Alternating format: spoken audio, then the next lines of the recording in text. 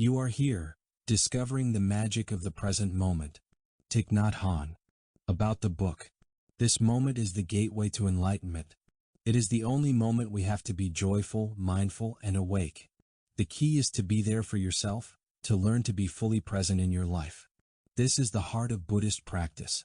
In this introduction to the practice of presence, the beloved Buddhist teacher provides indispensable insight on the essentials of Buddhist thought and offers a range of simple, everyday practices for cultivating mindfulness. These teachings empower us to witness the wonder of life and transform our suffering, both within us and around us, into compassion, tenderness, and peace, not in some long and hard struggle but in this very moment. As Thich Nhat Hanh declares, the energy of mindfulness is the energy of the Buddha, and it can be produced by anybody. It's as simple as breathing in and breathing out. Contents. 1. Happiness and peace are possible. 2. The heart of practice. 3. Practicing skillfully with our past. 4. Healing our wounds and pain. 5. Cultivating true love. 6. The essence of the Buddhist teaching. 7. Becoming truly alive. Epilogue. The 5 mindfulness trainings. 1. Happiness and peace are possible. Every 24-hour day is a tremendous gift to us. So we all should learn to live in a way that makes joy and happiness possible. We can do this. I begin my day by making an offering of incense while following my breath. I think to myself that this day is a day to live fully, and I make the vow to live each moment of it in a way that is beautiful, solid, and free. This only takes me 3 or 4 minutes, but it gives me a great deal of pleasure. You can do the same thing when you wake up. Breathe in and tell yourself that a new day has been offered to you, and you have to be here to live it. The way to maintain your presence in the here and now is through mindfulness of the breath. There is no need to manipulate the breath. Breath is a natural thing like air, like light. We should leave it as it is and not interfere with it. What we are doing is simply lighting up the lamp of awareness to illuminate our breathing. We generate the energy of mindfulness to illuminate everything that is happening in the present moment. As you breathe in, you say to yourself, breathing in, I know that I am breathing in. When you do this, the energy of mindfulness embraces your in-breath, just like sunlight touching the leaves and branches of a tree. The light of mindfulness is content just to be there and embrace the breath, without doing it any violence, without intervening directly. As you breathe out, you can gently say, breathing out, I know that I am breathing out. Buddhist practice is based on non-violence and non-dualism.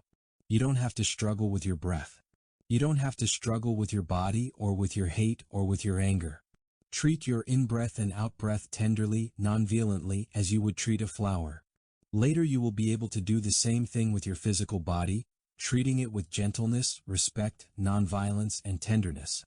When you are dealing with pain, with a moment of irritation, or with a bout of anger, you can learn to treat them in the same way. Do not fight against pain. Do not fight against irritation or jealousy.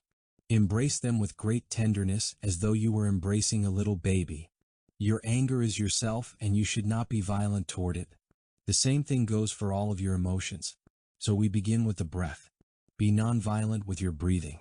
Be tender with it. Respect it and let it be as it is. You breathe in, there's an in-breath, that's all. If the in-breath is short, let it be short. If the in-breath is long, let it be long. Do not intervene or force either your in-breath or your out-breath. It's like looking at a flower, letting it be as it is, mindful of the fact that it is there, a kind of miracle. See the flower as it is. See the breath as it is. We let the flower be as it is, and we should not do violence to our breath either. Then we move to the physical body. In practicing sitting and walking meditation, in practicing total relaxation, you embrace your physical body with the energy of mindfulness, with great tenderness and non-violence. This is the practice of true love in relation to your body. In Buddhist meditation, you do not turn yourself into a battlefield with good fighting against evil. Both sides belong to you, the good and the evil. Evil can be transformed into good and vice versa. They are completely organic things. If you look deeply at a flower, at its freshness and its beauty, you will see that there is also compost in it, made of garbage. The gardener had the skill to transform this garbage into compost, and with this compost he made a flower grow. Flowers and garbage are both organic in nature. So looking deeply into the nature of a flower, you can see the presence of the compost and the garbage. The flower is also going to turn into garbage, But don't be afraid. You are a gardener, and you have in your hands the power to transform garbage into flowers, into fruit, into vegetables. You don't throw anything away because you are not afraid of garbage. Your hands are capable of transforming it into flowers or lettuce or cucumbers.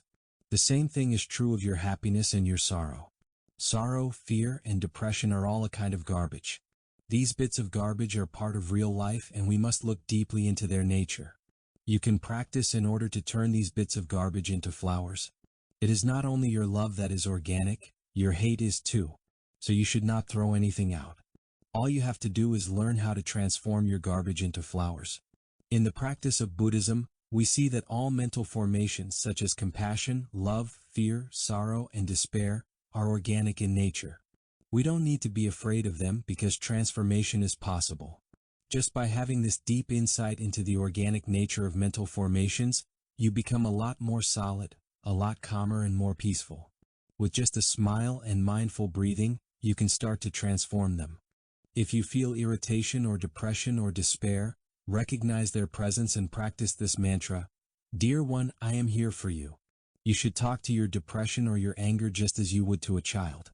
You embrace it tenderly with the energy of mindfulness and say, Dear One, I know you are there and I am going to take care of you, just as you would with your crying baby. There is no discrimination or dualism here because compassion and love are you, but anger is too. All three are organic in nature, so you don't need to be afraid. You can transform them. Let me repeat. In the practice of Buddhist meditation, we do not turn ourselves into a battlefield of good versus evil. The good must take care of the evil as a big brother takes care of his little brother, or as a big sister takes care of her little sister, with a great deal of tenderness, in a spirit of non-duality. Knowing that there is a lot of peace in you already. The insight of non-duality will put a stop to the war in you. You have struggled in the past and perhaps you are still struggling, but is it necessary? No. Struggle is useless. Stop struggling. So I take care of my breath as if it were my tender little baby. I breathe in and I let my in-breath proceed naturally. I rejoice in the fact that my breathing is there. Breathing in, I know that I am breathing in. Breathing out, I know that I am breathing out. I smile at my out-breath. This is how you can practice. You will get a great deal of joy out of it right away, and if you continue for a minute, you will see that your breathing is already different. After a minute of practicing breathing mindfully without discrimination, the quality of your breathing improves. It becomes calmer, longer, and the gentleness and harmony generated by your breathing penetrates into your body and into your mental formations. Try to breathe in this way when you experience joy. For example, when you are looking at a sunset and are in contact with the beauty of nature, practice mindful breathing. Touch deeply the beauty that is before you. I am breathing in what happiness. I am breathing out the sunset is lovely. Continue that way for a few minutes. Getting in touch with the beauty of nature makes life much more beautiful, much more real, and the more mindful and concentrated you are, the more deeply the sunset will reveal itself to you. Your happiness is multiplied by 10, by 20. Look at a leaf or a flower with mindfulness, listen to the song of a bird, and you will get much more deeply in touch with them. After a minute of this practice, your joy will increase.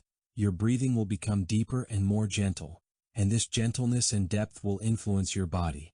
Mindful breathing is a kind of bridge that brings the body and the mind together. If through mindfulness of the breath you generate harmony, depth, and calm, these will penetrate into your body and mind. In fact, whatever happens in the mind affects the body and vice versa. If you generate peacefulness in your breathing, that peacefulness permeates your body and your state of mind. If you have practiced meditation, you have already discovered this. If you have been able to embrace your in-breath and your out-breath with tenderness, you know that they in turn embrace your body and your mind. Peace is contagious. Happiness is also contagious, because in the practice of meditation, the three elements of body, mind, and breath become one. So as you breathe in, respect the in-breath. Light up the lamp of mindfulness so that it illuminates your in-breath. Breathing in, I know that I am breathing in. It's simple. When the in-breath is short, you take note of the fact that it is short. That's all. You don't need to judge. Just note very simply, my in-breath is short and I know that it is short. Do not try to make it longer. Let it be short. And when your in-breath is long, you simply say to yourself, my in-breath is long. You respect your in-breath, your out-breath, your physical body, and your mental formations. The in-breath moves inward, the out-breath moves outward. In and out. It's child's play, but it provides a great deal of happiness. During the time you are doing it, there is no tension at all. You are here for life, and if you are here for life, life will be here for you. It's simple. The first miracle of mindfulness. Presence. The first miracle brought about by mindfulness is your own presence, your real presence. With this energy dwelling in you, you become completely alive. When the energy of mindfulness is dwelling in you, Buddha is dwelling in you. The energy of mindfulness is the energy of Buddha. It is the equivalent of the Holy Spirit. Where the Holy Spirit is, there is also understanding, life, healing, and compassion. Where mindfulness is, true life, solidity, freedom, and healing also manifest. We all have the ability to generate this energy of mindfulness. Do walking meditation, breathe mindfully, drink your tea mindfully, and cultivate this energy that dwells in you, that illuminates you and makes life possible. The miracle of mindfulness is, first of all, that you are here. Being truly here is very important, being here for yourself and for the one you love. How can you love if you are not here? A fundamental condition for love is your own presence. In order to love, you must be here. That is certain. Fortunately, being here is not a difficult thing to accomplish. It is enough to breathe and let go of thinking or planning. Just come back to yourself, concentrate on your breath, and smile. You are here, body and mind together. You are here, alive, completely alive. That is a miracle. Some people live as though they are already dead. There are people moving around us who are consumed by their past, terrified of their future, and stuck in their anger and jealousy. They are not alive, they are just walking corpses. If you look around yourself with mindfulness, you will see people going around like zombies. Have a great deal of compassion for the people around you who are living like this. They do not know that life is accessible only in the here and now. We must practice resurrection, and this is an everyday practice. With an in-breath, you bring your mind back to your body. In this way you become alive in the here and now. Joy, peace, and happiness are possible. You have an appointment with life, an appointment that is in the here and now. It is necessary to come back to the present moment in order to touch life in a deep way. We all have the ability to walk in the kingdom of God, to walk in the pure land of Buddha every day. You have all you need, legs, lungs, eyes, and mind, and with a little bit of practice, you can generate the energy of mindfulness within you just like lighting a lamp. Once you have become truly alive, take a step and you will enter the pure land. You will enter into the kingdom of God. The kingdom of God is not a mere notion. It is a reality that can be touched in everyday life. The kingdom of God is now or never, and we all have the ability to touch it, not only with our minds but with our feet. The energy of mindfulness helps you in this. With one mindful step, you touch the kingdom of God. For me, the kingdom of God is where mindfulness exists, and it is a kingdom where there is compassion. The kingdom of God, the pure land, is not a place where there is no suffering. Many people aspire to go to a place where pain and suffering do not exist, a place where there is only happiness. This is a rather dangerous idea, for compassion is not possible without pain and suffering. It is only when we enter into contact with suffering that understanding and compassion can be born. Without suffering, we do not have the opportunity to cultivate compassion and understanding, and without understanding, there can be no true love. So we should not imagine a place where there is no suffering, where there is only happiness. That would be a very naive idea. We have spoken of the organic nature of things. Suffering is also organic.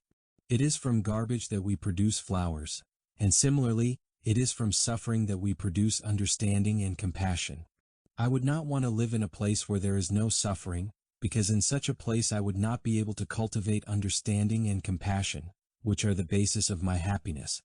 Happiness is a function of compassion. If you do not have compassion in your heart, you do not have any happiness. The first noble truth of Buddhism is about recognizing the existence of suffering. We must get deeply in touch with suffering to develop understanding. One day, when you are looking deeply at the nature of suffering, you will see the way that leads to transformation, to healing, and to happiness. For it is precisely through touching suffering that we discover the fourth noble truth, the path to healing. The first noble truth is dukkha, suffering. The fourth noble truth is magga, the path that transforms suffering into well-being. Things exist, they endure. They are organic. There is no path to the cessation of suffering without suffering. The Buddha told us to embrace our suffering and to look at it deeply in order to understand its nature. We should not try to escape from our pain. We should look at it directly. Looking at suffering deeply, we will have deep insight into its nature, and the path of transformation and healing will present itself to us. To me, the definition of hell is simple. It is a place where there is no understanding and no compassion. We have all been to hell. We are acquainted with hell's heat, and we know that hell is in need of compassion. If there is compassion, then hell ceases to be hell. You can generate this compassion yourself. If you can bring a little compassion to this place, a little bit of understanding, it ceases to be hell. You can be the bodhisattva who does this. Your practice consists in generating compassion and understanding and bringing them to hell. Hell is here all around us. Hell is in us like a seed. We need to cultivate the positive within us so we can generate the energy of understanding and compassion and transform hell. Hell is a matter of everyday life like the kingdom of God. The choice is yours. We can touch the kingdom of God in everyday life. There is no need to travel a great distance to touch the kingdom of God, because it is not located in space or time. The kingdom of God is in your heart. It is in every cell of your physical body. With a single mindful breath, a single insight that is deep enough, you can touch the kingdom of God. When you are practicing mindful walking, that is exactly what you are doing, touching the kingdom of God, walking in it mindfully, with compassion and understanding. The kingdom of God becomes your kingdom. Not a day goes by without my walking in the Pure Land. I see suffering, but I have compassion in me. This is something everybody can do. Don't underestimate yourself. You have the ability to wake up. You have the ability to be compassionate. You just need a little bit of practice to be able to touch the best that is in you. Enlightenment, mindfulness, understanding, and compassion are in you. Very simple practices such as meditative walking, mindful breathing, or washing dishes mindfully make it possible for you to leave hell and touch the positive seeds that are within you. You can live in such a way that you are in the kingdom of God every moment. This is not just a wish, and it is not a promise of some future happiness. This is a reality. An hour of mindfulness practice, even 15 minutes, is already enough to prove to you that mindfulness is possible, that real life is possible. A beautiful sunset is something that exists. The song of a bird and the blue sky also exist. The paradise of forms and colors is always accessible. Your eyes may be in good condition, but do you know it? Breathing in, I am mindful that I have eyes that are still in good condition. Breathing out, I smile to my eyes that are still in good condition. In this practice, you touch your eyes with your mindfulness and you have this simple insight. Your eyes are in good shape and they still exist. You only have to open them to make contact with the paradise of forms and colors, a true paradise. Some people wait until they have lost their sight to appreciate their eyes. Blind people may hope that someone will help them to recover their sight so they can be in paradise once more. All you have to do is open your eyes, and the paradise of forms and colors is available to you. You are in paradise already, but you don't pay any attention to your eyes, even though they are a condition of happiness. You should recognize that your eyes are there for you and they are so very precious. They are more precious than pearls. Your heart is also there for you. Your heart works night and day in order to maintain your well-being. You take time to sleep and to rest, but your heart works non-stop to supply all the cells in your body with blood. Have you touched your heart with the energy of mindfulness? Breathing in, I am mindful that my heart is working night and day for me. Breathing out, I smile to my heart.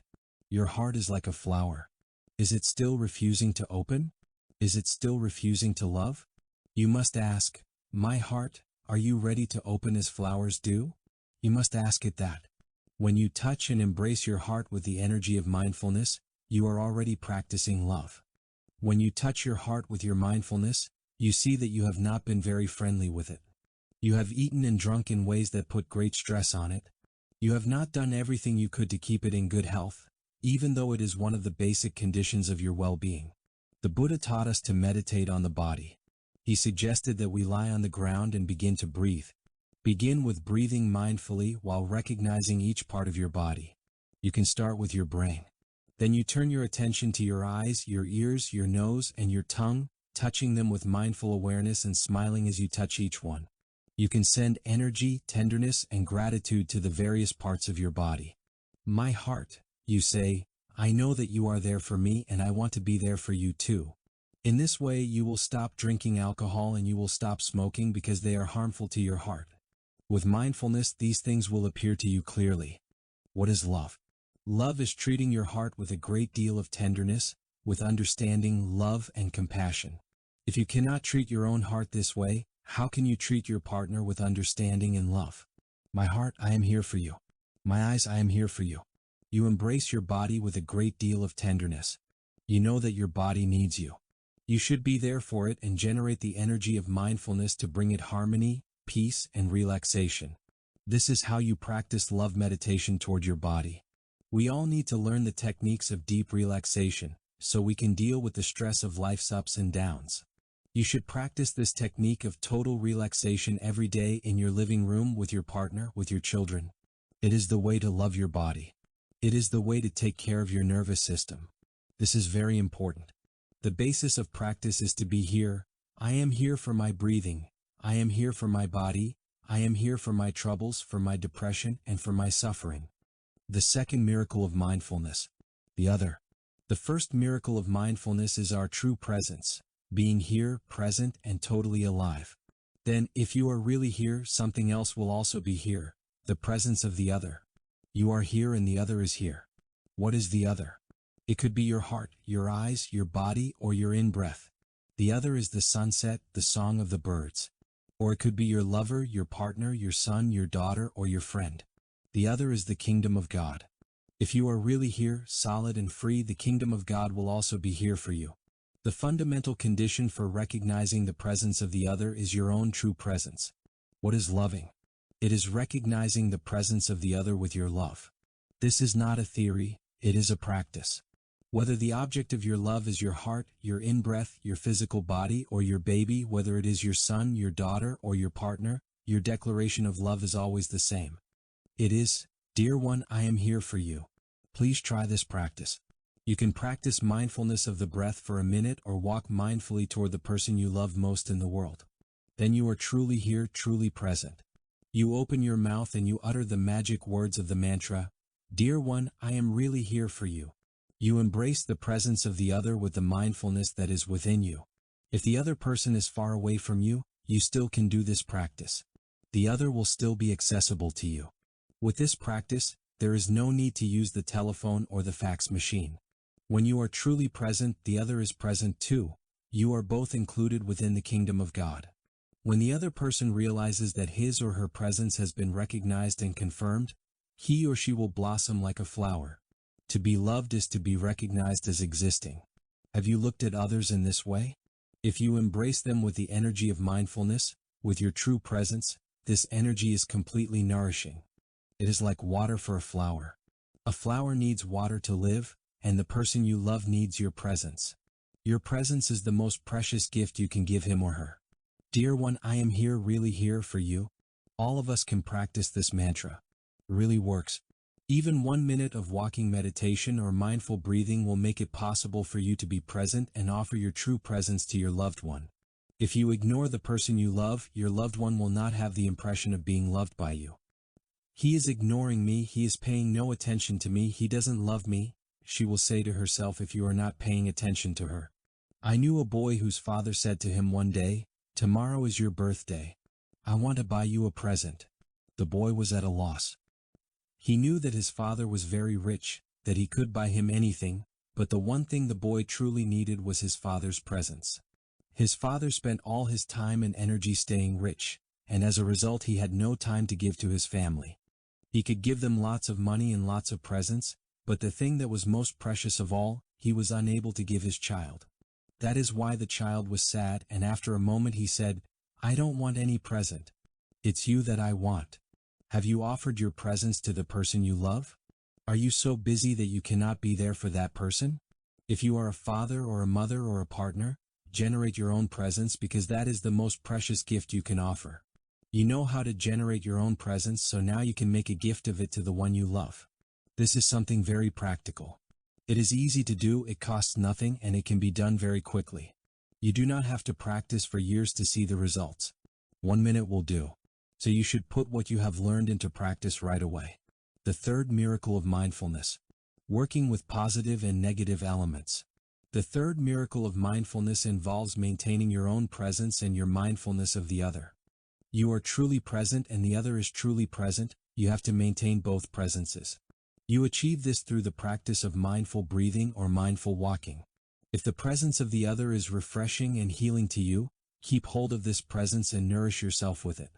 If there are negative things around you, you can always find something that is healthy, refreshing, and healing, and with your mindfulness you can recognize its presence in your life. Perhaps you are in contact with too many negative elements. You have looked at, listened to, and touched things that are negative in nature, such as fear and despair. These negative forces are everywhere. When you turn on the television, for instance, you run the risk ingesting harmful things such as violence, despair, or fear. At that moment, you say to yourself with mindfulness, I don't need these things. I already have suffering, violence, anger, and despair in me. I refuse to watch these programs. I'm going to seek out things that are refreshing in nature, healing and helpful things. I will practice walking meditation. I will make contact with the blue sky, with spring, with the song of birds. I will play with my little girl, my little boy. I'll do those kinds of things. You need to recognize that these kinds of positive elements exist and that you can benefit from their refreshing and helpful presence. If you are facing a sunset, a marvelous spectacle, give yourself a chance to be in touch with it. Give yourself 5 minutes, breathing deeply, and you will be truly there. Touch the beauty of nature in a deep way. That will do your body and mind a great deal of good. This is the third miracle of mindfulness, maintaining this precious presence in order to benefit from it. If something negative comes to the surface, such as your despair and anger, or the despair and anger of your spouse, you need the energy of mindfulness to embrace it. Breathing in, I know that anger is there in me. Breathing out, I care for my anger. This is like a mother hearing her baby cry out. She is in the kitchen and she hears her baby wailing. She puts down whatever she has in her hands, goes into the baby's room and picks it up in her arms. You can do exactly the same thing, embrace the pain that is coming to the surface. Breathing in, I know that you are there, my dear anger, my dear despair. I am there for you, I will take care of you. You can do mindful walking or sitting meditation at the same time that you are embracing your pain, because this energy of mindfulness will help you hold your pain. Where does this energy come from? It comes from your daily practice. That is why you should practice walking, washing the dishes, watering the vegetables, and any other activity with mindfulness. When you begin the practice, the seed of mindfulness is quite small, but if you cultivate it every day, it becomes much bigger and stronger. Every time you need this seed, touch it with mindful breathing. Then the energy of mindfulness will make its appearance, and you will be able to embrace the pain that is within you. Even when you are driving your car, you can practice. Take advantage of that moment to cultivate mindfulness. In fact, you can practice quite well while you are driving a car. Breathe in and breathe out, and remain aware of everything that goes on inside you when, for example, you come to a red light. You look at the red light and you smile. The red light is not your enemy. It is a friend who is helping you come back to yourself. About 10 years ago when I was in Montreal, I noticed that the license plates on the cars had the phrase Jaime Sauvins. I remember. I turned to my friend who was driving the car and I said, Dear friend, I have a gift for you. Every time you're driving and you see the phrase Jaime Sauvins, come back to yourself and practice mindful breathing with the thought, I remember to come back to the here and now. Since that day, my friends in Montreal practice mindfulness of the breath every time they see a license plate. Je me souviens. A car license plate can be a bell of mindfulness. Even when you are driving your car, you can generate the energy of mindfulness. When you make breakfast, that is also a moment to cultivate mindfulness. Be mindful of the act of pouring hot water into a teapot. You breathe and you say, I know that I am in the process of pouring hot water into the teapot, and you smile. It is not only in the meditation hall that we practice meditation. So the third miracle of mindfulness is drawing benefit from the freshness of positive elements, and embracing the negative elements within and around you in order to pacify them. There are moments where your breathing is not harmonious. When you are frightened or angry, your breathing is of poor quality. You can notice this through mindfulness, smile at your breathing, and embrace it with the energy of mindfulness. Breathing in, I know that I am breathing in. Breathing out, I know that I am breathing out. You will need a minute to improve the quality of your breathing, and then fear and despair will be transformed, and anger also. Touch your breathing with mindfulness, and your breathing will improve the state of your body and your mind. You can be sure of it. 2. The heart of practice. The heart of Buddhist practice is to generate our own presence in such a way that we can touch deeply the life that is here and available in every moment. We have to be here for ourselves. We have to be here for the people we love. We have to be here for life with all its wonders. The message of our Buddhist practice is simple and clear. I am here for you. In daily life, we are often lost in thought. We get lost in regrets about the past and fears about the future.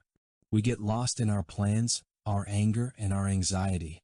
At such moments, we cannot really be here for ourselves. We are not really here for life.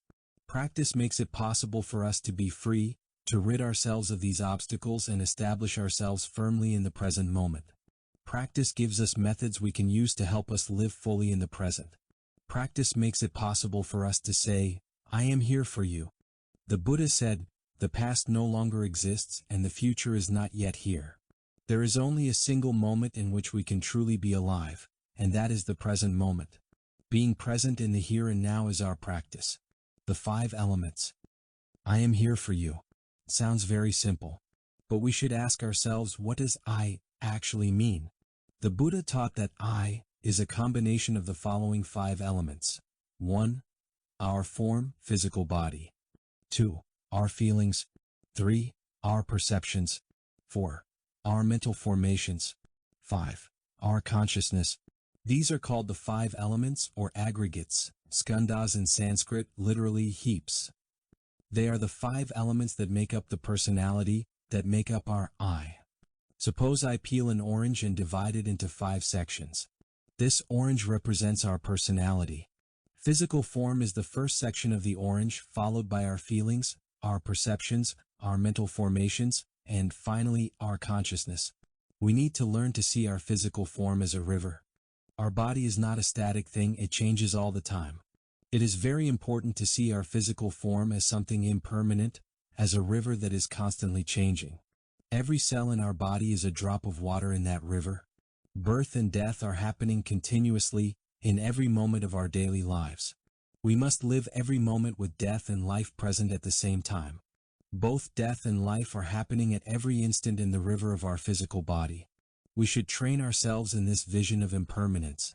When we look deeply at the nature of things, we see that in fact everything is impermanent. Nothing exists as a permanent entity, everything changes. It is said that we cannot step into the same river twice. If we look for a single, permanent entity in a river, we will not find it. The same is true of our physical body. There is no such thing as a self, no absolute, permanent entity to be found in the element we call body. In our ignorance we believe that there is a permanent entity in us, and our pain and suffering manifest on the basis of that ignorance. If we touch deeply the non-self nature in us, we can get out of that suffering.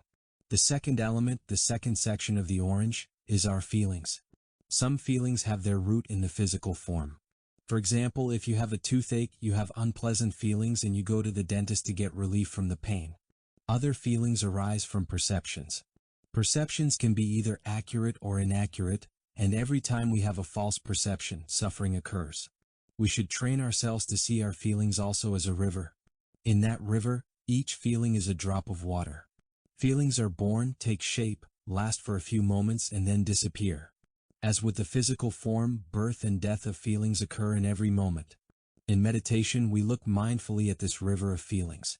We contemplate their arising, their remaining, and their disappearance. We witness their impermanence. When we have an unpleasant feeling, we say to ourselves, "This feeling is in me, it will stay for a while, and then it will disappear because it is impermanent." Just by seeing the impermanence of feelings in this way, we suffer a lot less. This is true for both the feelings that arise from physical form and those that arise from perceptions. The third section of the orange is perception. Perception is a river too. It is impermanent.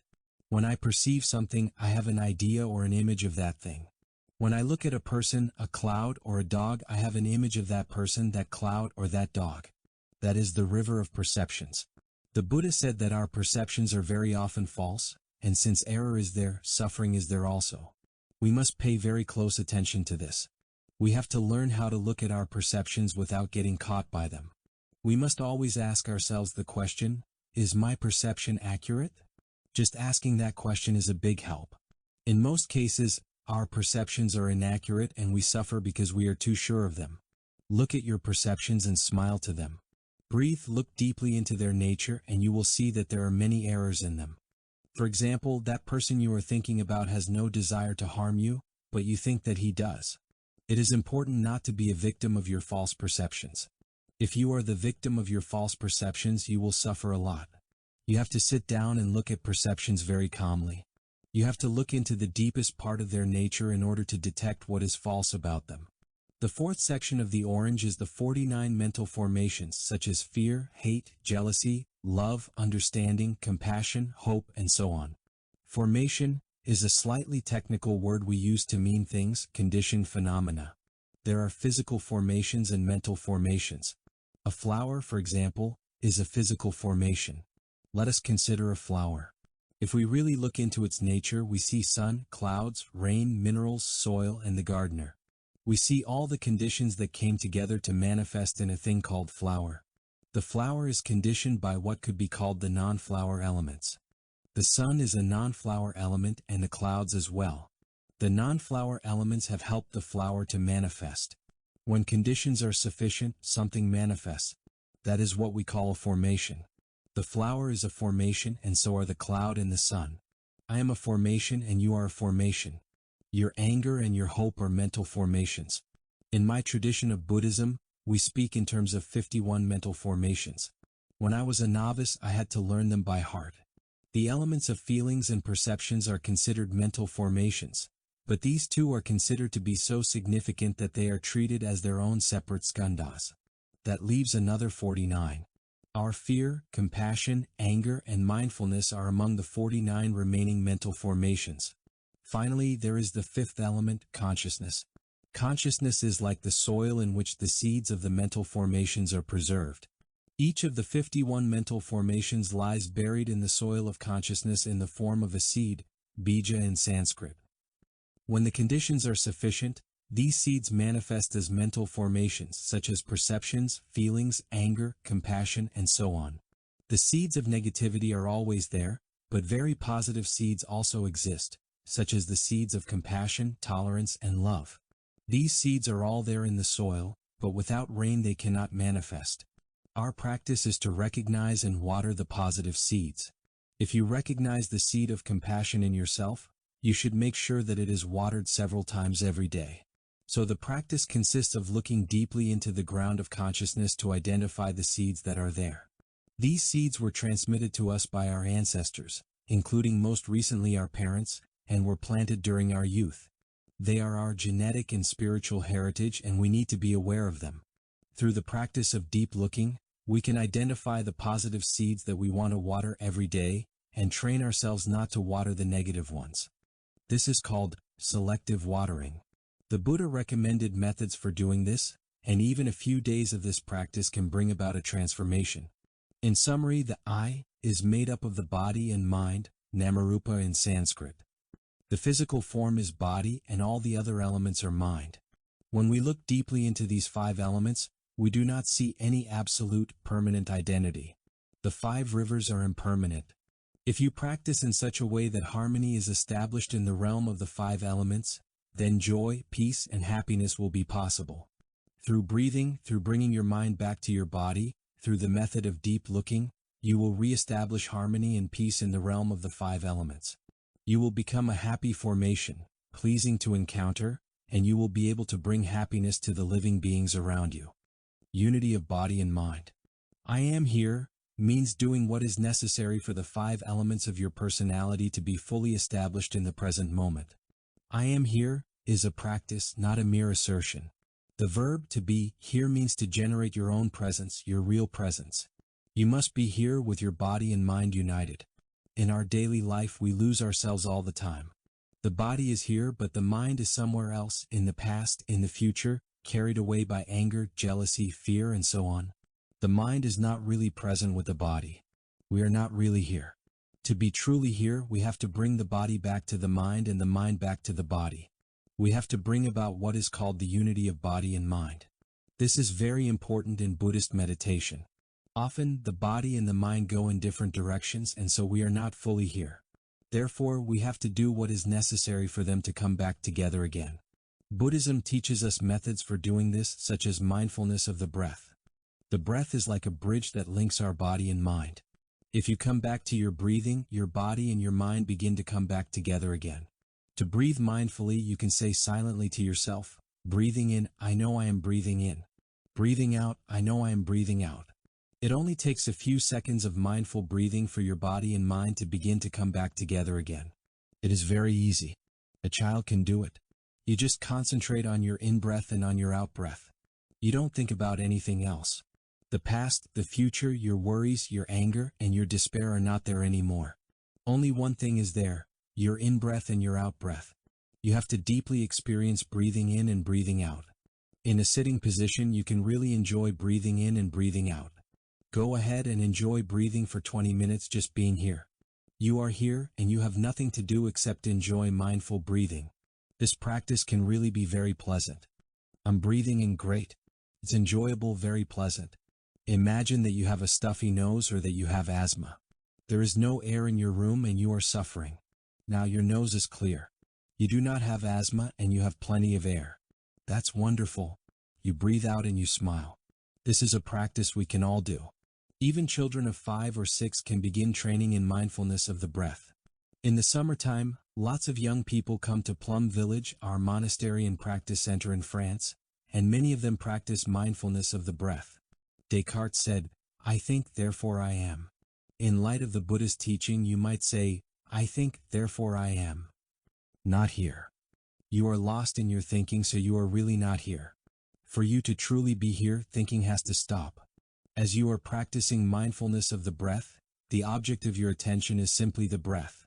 You stop thinking about the past, the future, your pain, your plans, and so forth, and you start to be really here, body and mind united. When Nelson Mandela made his first visit to France, the press asked him what he would most like to do. He said, sit and do nothing.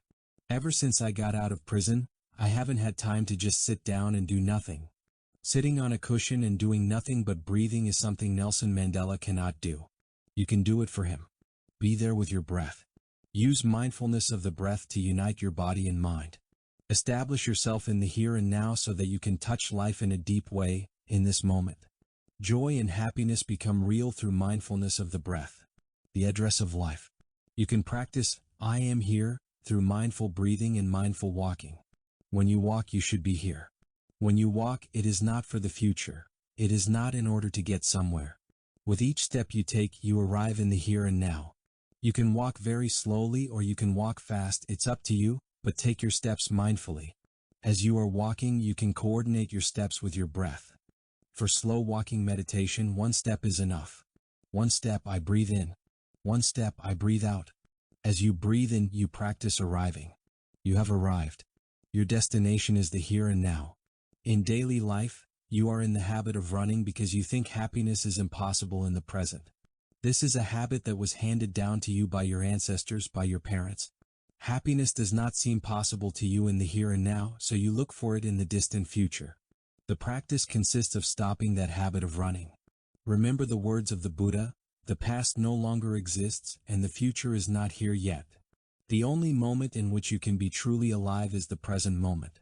The present moment is the destination, the point to arrive at. Every time you breathe in and take a step, you arrive. Breathing in, I arrive. Breathing out, I arrive.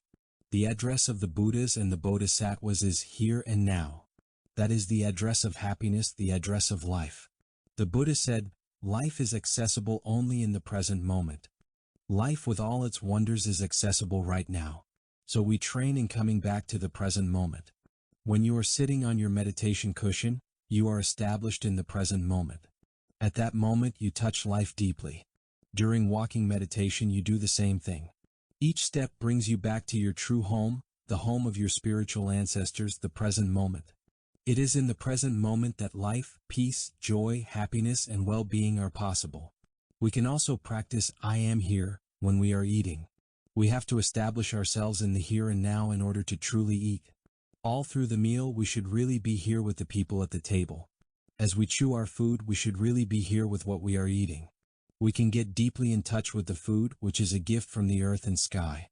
I use gathas, practice poems, during meals.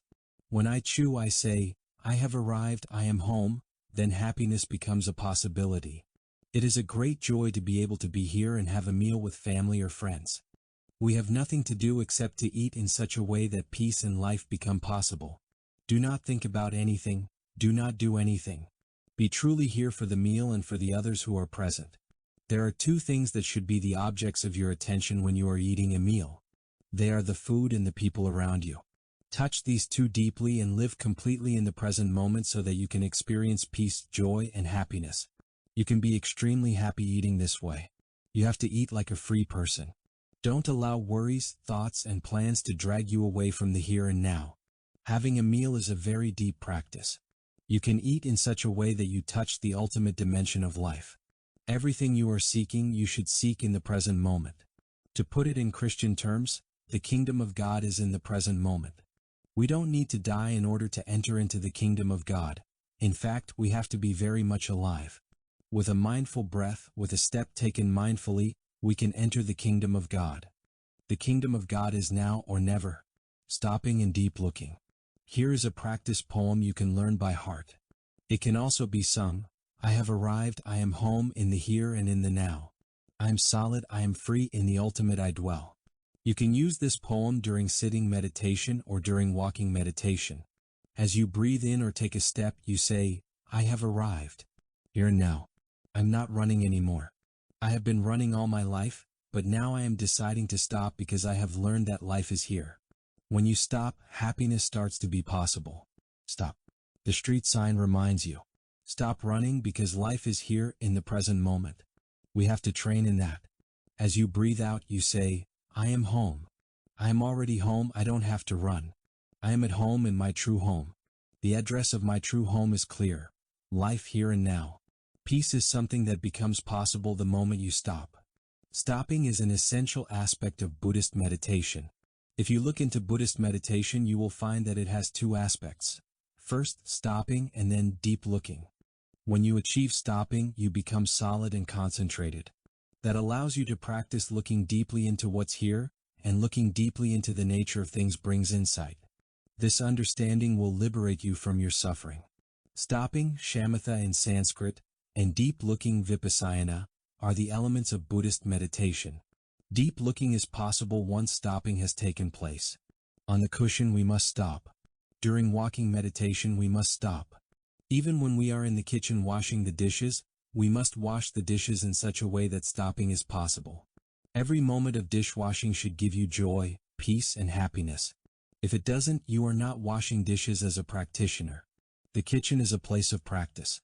The monks and nuns and lay people of Plum Village always wash the dishes with mindfulness. When we wash dishes, it is not only to get the dishes clean. It is to live every minute of the washing. So wash each bowl and each plate in such a way that joy, peace, and happiness are possible. Imagine you are giving a bath to the baby Buddha. It is a sacred act. I have arrived, I am home. Through these two phrases, you can experience a lot of joy and happiness. When I walk over to the table to pick something up, I remain concentrated on my steps the whole way. In that way, peace and life are possible. When I walk, I don't hurry to arrive. Why? Because I arrive every moment.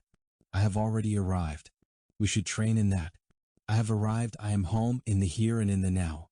I am solid, I am free, in the ultimate I dwell.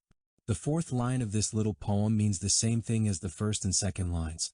You arrive in the here and now, the ultimate reality. This is truly the practice of stopping, and it is very important. We have been running all our lives as well as in our previous lives, that is, in the form of our ancestors and our parents. Now we have to train ourselves in stopping. We can learn to stop and touch each moment of the day. When you walk mindfully, each step you take can heal and nourish you. It can put you deeply in touch with life, and life's refreshing and healing elements will be fully available to you. Get deeply in touch with the positive elements that are present in yourself and around you. After walking for a few minutes with the words of this poem, you will see that you are much more solid. The past and the future can no longer grab you and pull you away from life. As a result, you are much more yourself. You have more sovereignty. Taking back your sovereignty is the practice. You are more solid and more free. The greater your freedom, the greater your happiness. We are not talking about political freedom here. We are talking about freedom from distress, from attachment, from anger, from fear. You are free from all that. Your happiness comes from that freedom. Through the practice of stopping, you cultivate that solidity and freedom. Through the practice of stopping, you will achieve it. In the ultimate I dwell. There are two dimensions to reality. One is called the historical dimension, and the other is called the ultimate dimension. Suppose we are looking at the ocean. On the surface we see waves rising and falling. From the point of view of the waves, there is birth and death, high and low, rising and falling. There are distinctions between waves. But each wave is made of a substance called water. It is a wave, but at the same time, it is water. Concepts such as birth and death, higher and lower, rising and falling apply only to the waves, not to the water itself. So the waves represent the historical dimension, and the water represents the ultimate dimension. When we look deeply at our own nature, we can get in touch with its ultimate reality. This ultimate nature is free of birth, free of death, free from any notion such as high, low, this, that, and so forth. In Buddhism, we call this nirvana or suchness. Nirvana is the extinction of all concepts such as existence, non-existence, death, and birth. You have this dimension called the ultimate within you. In fact, you are free from birth and from death, free from existence and from non-existence. Your true nature is the nature of nirvana. If you are from the Christian tradition, you could say that this ultimate dimension is God. The kingdom of God is free from birth and death, free from high and low, free from existence and non-existence. You know very well that the wave does not need to die in order to become water. It is water in the here and now. You think you are subject to birth and death, but if you touch your nature deeply, you will see that it is the nature of no birth and no death. This is something that can make your fear disappear, and true happiness can only exist when fear is no longer there. Touching the ultimate dimension is very important. The wave can live the life of a wave, but it can also do better. It can live every moment of its life deeply touching its nature of no birth and no death, that is, its nature as water. If the wave realizes that it is water, its fear disappears. It enjoys its rising and falling much more. Rising is joyful and falling is too. There is no birth and there is no death. That is the highest level of the teaching. Practicing with a group. When we practice with a community, a sangha, we should take advantage of the group energy. Everybody is breathing mindfully, everybody is walking mindfully. We can see the sangha as a boat. We have bricks of suffering in us, and without a boat we are in danger of sinking in the river of suffering. If you throw a stone in the river, it will sink, but if you have a boat, you can transport tons of pebbles and stones. The same thing is true for your pain and suffering. If you know how to use the boat made of the energy generated by the sangha, you will not be drowned in your suffering. Because you put your trust in the sangha, you can have confidence. You can say to yourself, I am surrounded by the sangha. The sangha is generating the energies of compassion and mindfulness. I have confidence in that. The vow, I take refuge in the sangha, is a practice, not a declaration of faith. We need to trust in the sangha. It is made up of people who are practicing mindfulness, who generate the collective energy of mindfulness, every moment of the day. You should put your trust in that energy. The energy of mindfulness is the energy of the Buddha, and it can be produced by anybody. Buddha is the ability to be mindful. Every time you take a step or breathe mindfully, you generate the energy of the Buddha. This protects you and heals you. But if you are a beginner, the energy you generate may not be strong enough to handle the suffering in you. You need to combine your energy with the energy of the group. In that way, healing and transformation can take place very quickly. So taking refuge in the sangha is very important. Even if you still have a lot of suffering and pain in you, you need to place your trust in the sangha. You should say, Dear Sangha, I entrust all of my suffering and all my pain to you. Learn to walk, learn to sit down and breathe, and let the sangha help you. Cultivate solidity. You are somebody, you are something. You are a positive factor for your family, for society, for the world. You have to recover yourself, to be yourself. You have to become solid again. You can practice solidity in everyday life. Every step, every breath you take should help you become more solid. When you have solidity, freedom is there too. Freedom is the basis of all happiness. Without freedom, there is no happiness. This means freedom from despair, freedom from resentment, freedom from jealousy and fear. Genuine practice is practice that helps you become freer and more solid.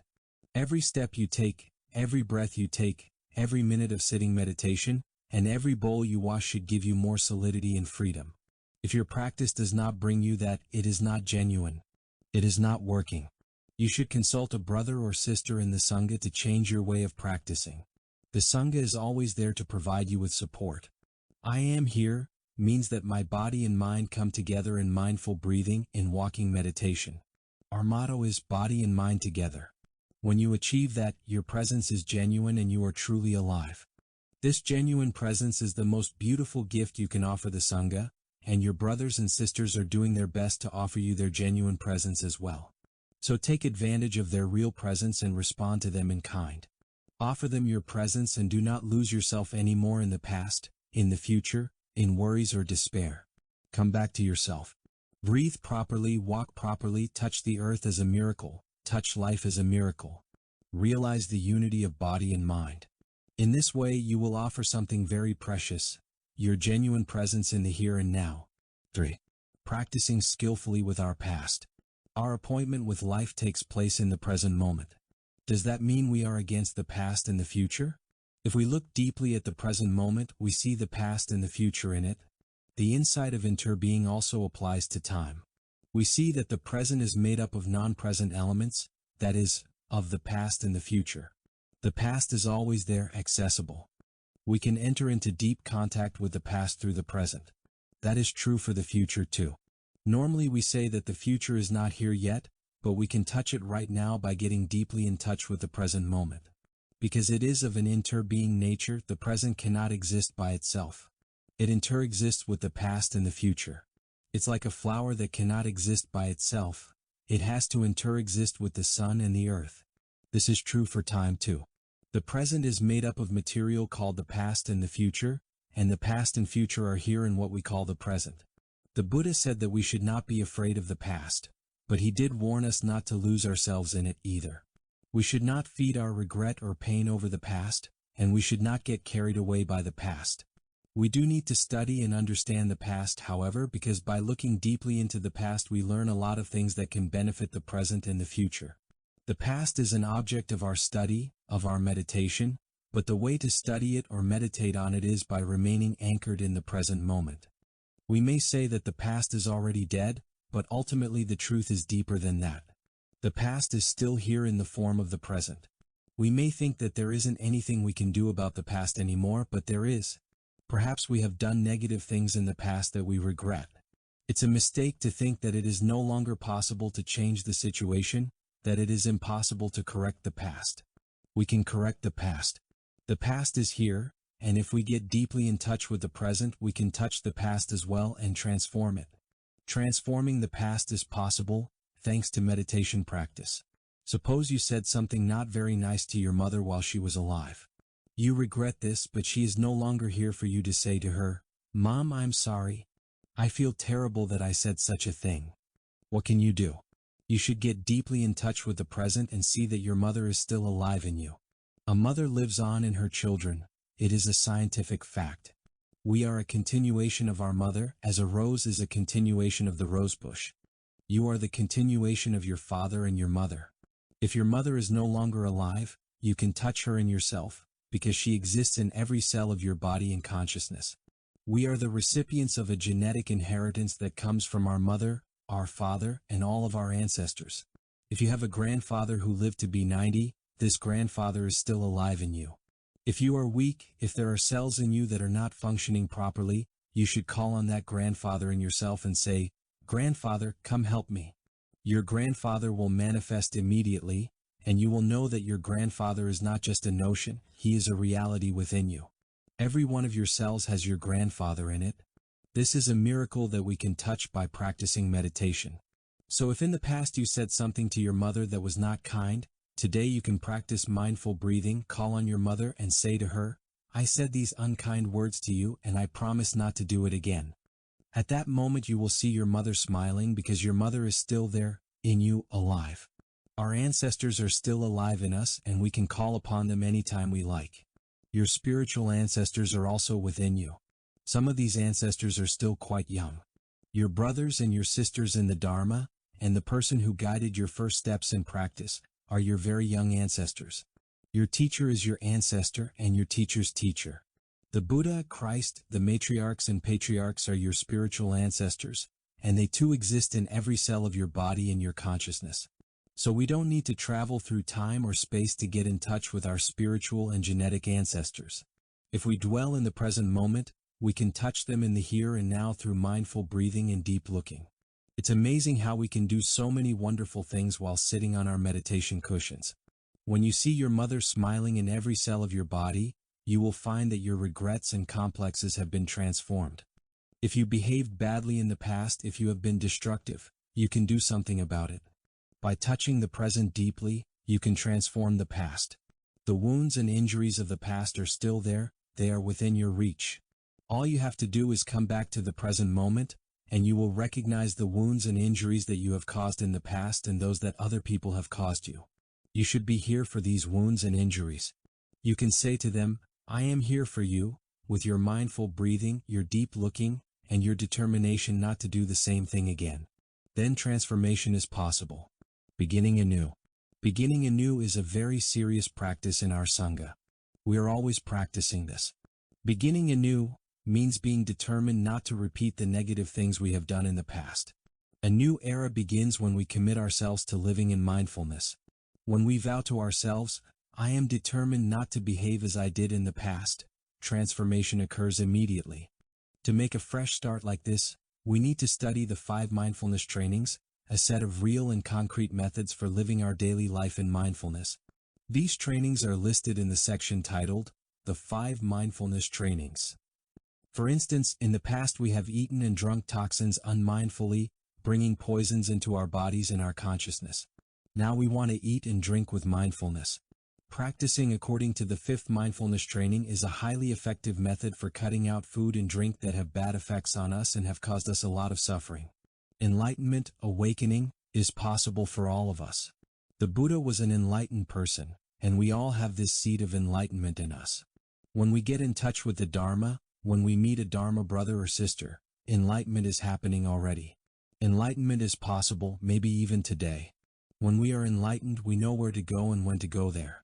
If we see our path and know what direction to take, peace appears in us immediately. I know where I am going. This is a very important realization. Then there is no more confusion. A participant at one of our meditation retreats was an American who had fought in the Vietnam War. This former soldier had suffered a lot. One day during the war, he found out that many of his friends had been killed by guerrillas. He was overcome by tremendous anger and wanted to avenge his friends, so he put explosives in some sandwiches and left them at the entrance to a village. Some children found these tasty-looking sandwiches and they ate them.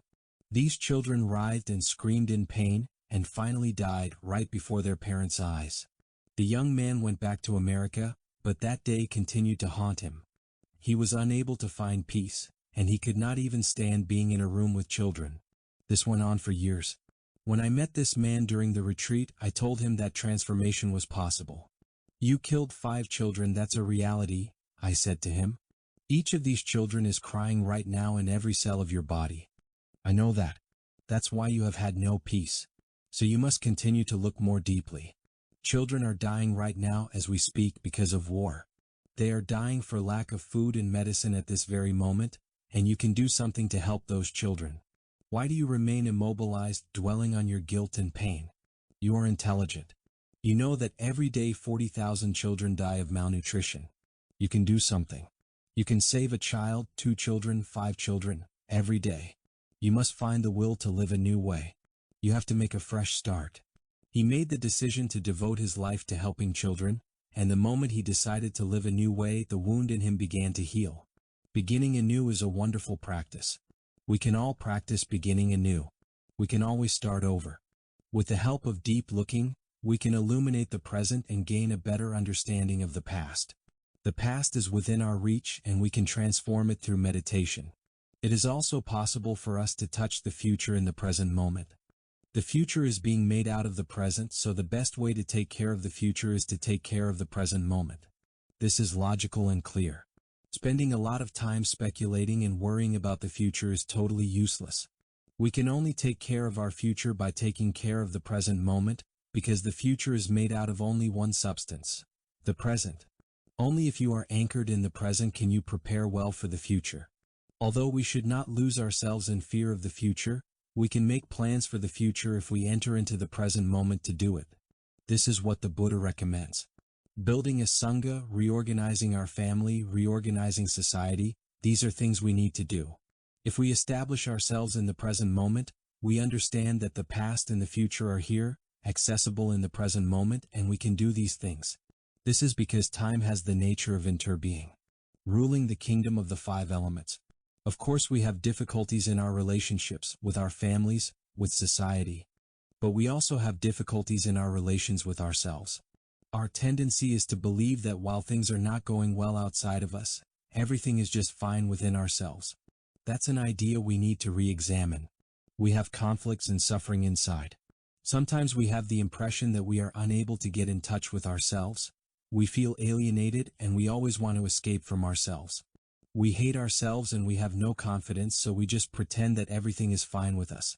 We should not think that the problem lies outside us. We have accumulations of suffering and conflict within us. We have a war going on inside. The territory of the five elements, skandhas, is vast. It contains physical form, feelings, perceptions, mental formations, and consciousness.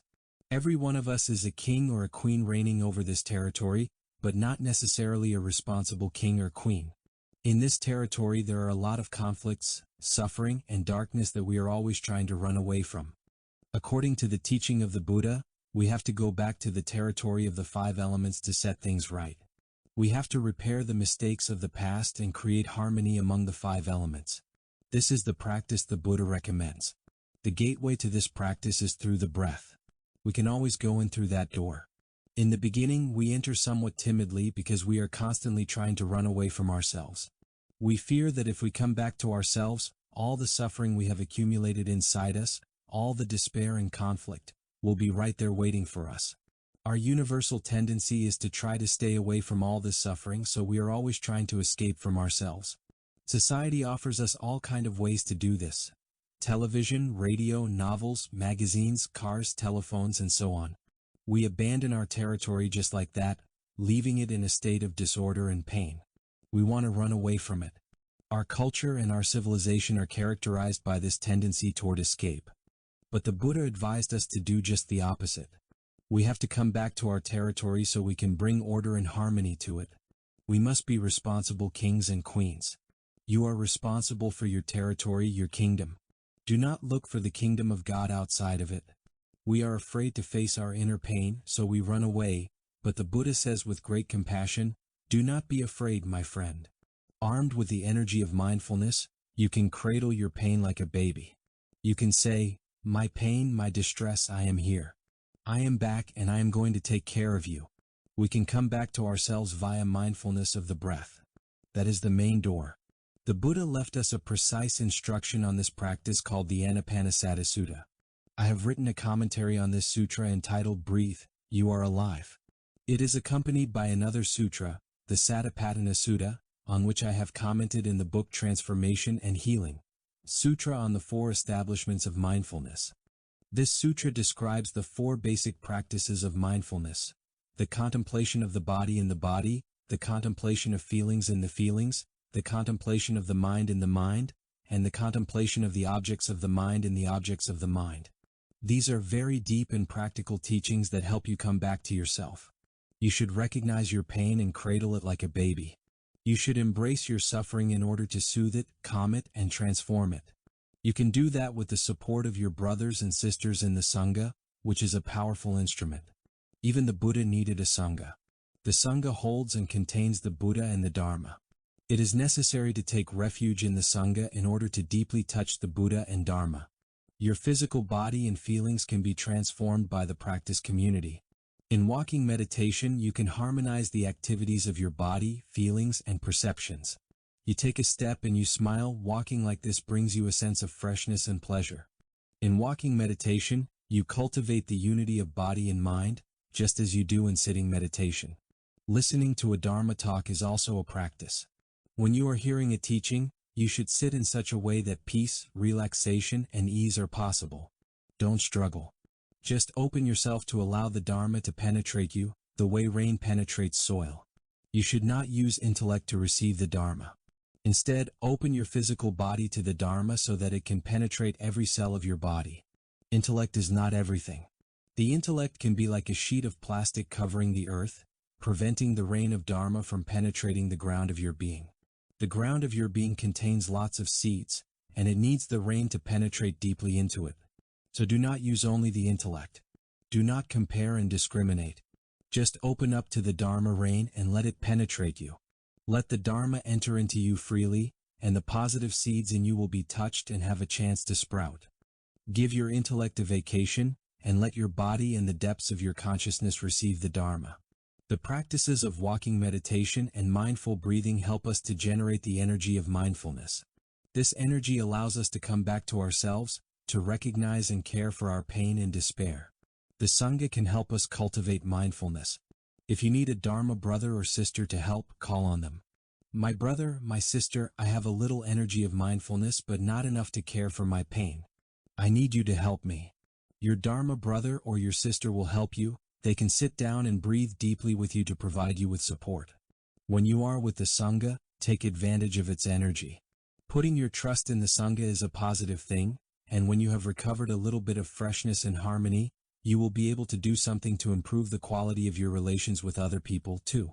But if you do not have this freshness in you, if you do not have understanding and compassion, then do not try to fix anything because you will fail.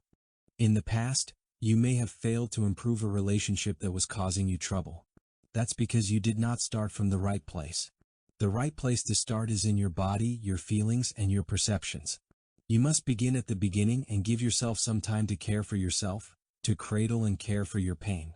Then you will begin to generate the energy of compassion and understanding. Caring for your pain. Have you ever written yourself a letter? Have you ever had a talk with yourself? Have you spoken with the little girl or little boy who is there, still alive in you? This little girl or little boy is suffering and carrying a lot of wounds. Now it is time to come back and embrace her or him. Take the time to come back to the little girl or the little boy and say, "Dear one, I am here for you. I know you have a great deal of grief in you. I can feel there are wounds. I'm sorry I abandoned you for such a long time. Thanks to mindfulness of the breath, I am back." This is an indispensable practice. Writing a letter like this creates genuine transformation. I am here for you. For you means first of all for ourselves. There is pain and suffering in us and we have tried to get away from it. We have not practiced the true presence that allows us to soothe the suffering that is in us. We turn on the television, we pick up a novel, we make a phone call so we can escape from ourselves. We do this every day. We have to change this habit. We have to come back to ourselves so we can take care of the situation. I am here for you really means, I am here for myself. I am here for my suffering, for my pain. You should look at your pain as though it were an abandoned baby. You should come back to yourself so that you can take care of this suffering baby. Your fear, your depression, your despair, that is the baby in you. It is yourself. My dear one, I have come back. I am here for you. Breathe in so that you generate the energy of mindfulness. With that energy, cradle your baby in your arms. My suffering and my pain, I am here for you. This is the practice. Developing true presence has two purposes. The first is to make contact with everything that is beautiful, refreshing, and healing.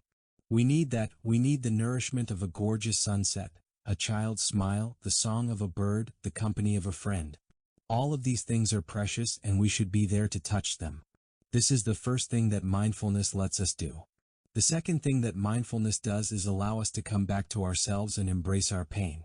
Most people are afraid to come back to themselves because that means having to face the pain inside of them. With the practice of mindfulness, the situation changes.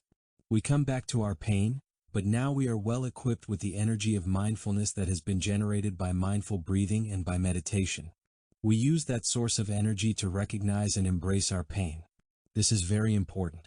If you are unable to take care of yourself, how can you take care of anyone else? How can you take care of the person you love?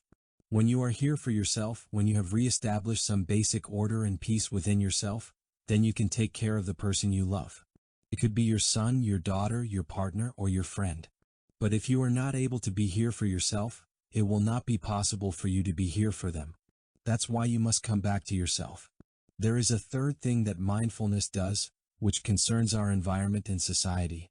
If you are an environmental or peace activist, your work will be much more meaningful if you have peace, solidity, and freedom in yourself. Then you will serve society and the environment much more effectively. I am here for you means that I bring myself back to the present moment so that I can re-establish order, harmony, peace, and joy in myself. After that, I am here to soothe suffering and to offer joy and happiness to someone else.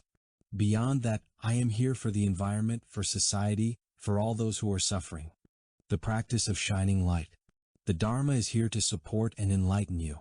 At Plum Village, we have a practice called shining light, in which we shine the light of our mindfulness on a situation. We shine light on the situation of our body, our feelings, perceptions, mental formations, and consciousness. You must look deeply at the state of your territory of the 5 elements to see what should be done there and what should not be done. This is very important. If you live in a community, you can ask for the help of the Sangha. They have observed you, you are their brother or sister after all, and they can tell you things about your physical body, your feelings, and your perceptions. You need their insights about you. At least once a year in Plum Village, every monk kneels down before his brothers and asks them to shine light on him, meaning to tell him how they see him, to express themselves concerning his body, his feelings, his perceptions, his strengths and weaknesses. His brothers come together to provide him with the advice he needs. After having received the recommendations of his brothers, the monk prostrates deeply before them 3 times in thanks, and in the days that follow he tries to practice in the light of their recommendations. This kind of love letter from your Sangha can help you see more clearly what you should and should not do, and you can do the same thing with your family, your parents, or your partner. You have a need for illumination and the other person does too. So you can say to them, "My dear one, you must help me. I have my areas of strengths and weaknesses, and I want you to help me to see them more clearly. I have within me positive seeds such as hope, understanding, compassion, and joy, and I try to water them every day. I would like you to recognize the presence of these seeds in me and to try to water them several times a day too. That will be a pleasure for me, and if I blossom like a flower, that will be a pleasure for you too. For my part, I promise you that I will do my best to recognize and water the positive seeds in you. You have very positive seeds in you and I appreciate them a lot. Every time these seeds manifest, I am very happy because at such times you are wonderful. You are so full of love and joy that I vow to water these seeds in you every day. I see as well that there are seeds of suffering in you, and I will make every effort not to water these. In that way I will not make you suffer, and I will not make myself suffer either. That is the practice. The other person might be your son, your daughter, or your partner. The 2 of you have to make a treaty. You have to have a sense of solidarity. Making such a treaty is a wonderful practice to make peace and happiness reign, in a community or in a family. Deep listening. There is a being called Avalokiteshvara. He is a bodhisattva, a remarkable being whose characteristic feature is his ability to listen. He practices deep, compassionate listening. The 4th training of mindfulness is this practice of compassionate listening. Listening is an art we must cultivate. First, you have to be able to listen to yourself before you can listen to someone else. You must not run away from yourself, but rather be very compassionate toward yourself. The practice of mindfulness will generate the compassion you need to cradle your own pain and suffering. Then, when you begin to understand and love yourself, you are ready to understand and love another person. There is pain and suffering in the other person. They should have the chance to express it, and you can transform yourself into a bodhisattva in order to listen. Knowing how to listen requires patience and compassion, and fortunately we can train ourselves in this. As I have said, you should not try anything before you feel sure that some freshness and compassion have arisen in you.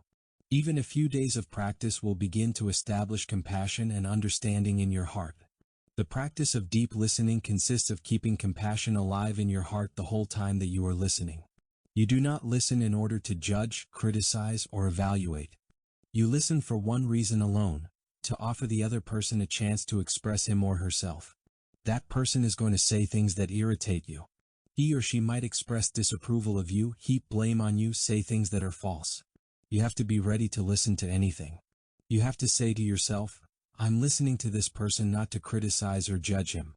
I'm listening to give him a chance to express himself, to provide him with some relief, that's all. This is called compassionate listening. If you keep this intention alive in your heart, you will act as a bodhisattva. Practice mindfulness of the breath the whole time you are listening and maintain this intention. I am listening in order to make it possible for her to suffer less. If you can do that, then her negative words will not affect you. What she says might be wrong, it might be sarcastic, it might be intended to hurt you or to put you at fault. But as long as compassion is alive in you, you are immunized against suffering, and that is a wonderful thing. This has always been true for me. When you are able to keep compassion alive in you, you do not suffer anymore. You see that the person you are listening to is suffering very much with his wrong perceptions, anger, and confusion, and that what he is saying is coming out of his pain. You yourself are not affected because compassion continues to fill you. This compassion is the fruit of the understanding that comes from the practice of mindfulness and deep looking. In Buddhism, it is said that love and compassion are made out of one substance, which is called understanding. If you understand, you can love. But if understanding is not there, it is impossible for you to accept and love someone. Why did he act that way? Why did he say those things? You should look deeply into these questions, and then you will see the causes of what you are dealing with. With this understanding, you stop blaming and criticizing. Your compassion is born of your understanding of the situation.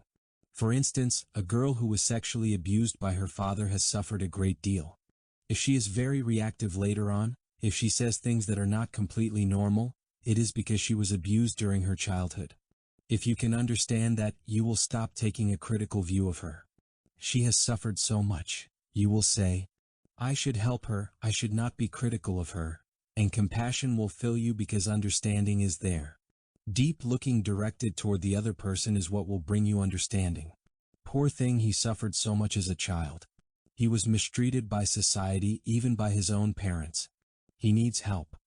With this understanding, compassion begins to be aroused, and with this compassion alive in you, you can practice deep listening. A good psychotherapist knows how to listen. In fact, all psychotherapists should regard Avalokiteshvara as a model. Avalokiteshvara is an excellent listener. He knows how to listen with a great deal of compassion. Some psychotherapists suffer so much themselves that they are unable to really listen to the suffering of the other person. Deep and compassionate listening is important training for psychotherapists and for all of us. In order to help another person suffer less and to provide him or her with some relief, you have to behave like a bodhisattva of compassionate listening. With training in mindfulness, you will be able to do this. I am sure of this because I have confidence in the Buddha that is in you. The Buddha is always in you. You only need to bring him out, to provide him the opportunity to manifest. The Buddha appears in anyone who is enlightened, and the substance of enlightenment is mindfulness. I remember once when a group of us was listening to a woman speak about her life. Most of us were monks. When the woman was a little girl, she had been abused by her father and her brother.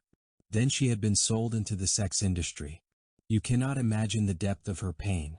There were 8 of us listening, but at a certain point she was unable to continue with her story. She sat there immobilized. Her pain had increased until it reached the point where it blocked her speech. We were all trying to be there for her with deep and compassionate breathing. We stayed like that for 40 minutes. It was only after this long time that she was able to speak to us again. This shows that deep listening is possible. There are people who have suffered so much that they are not capable of expressing themselves, so we need to practice compassionate listening to give them the opportunity to do so. We can all act like the Bodhisattva Avalokiteshvara and listen to other people. You actually could be the best psychotherapist for the person you love, because you know him better than anyone.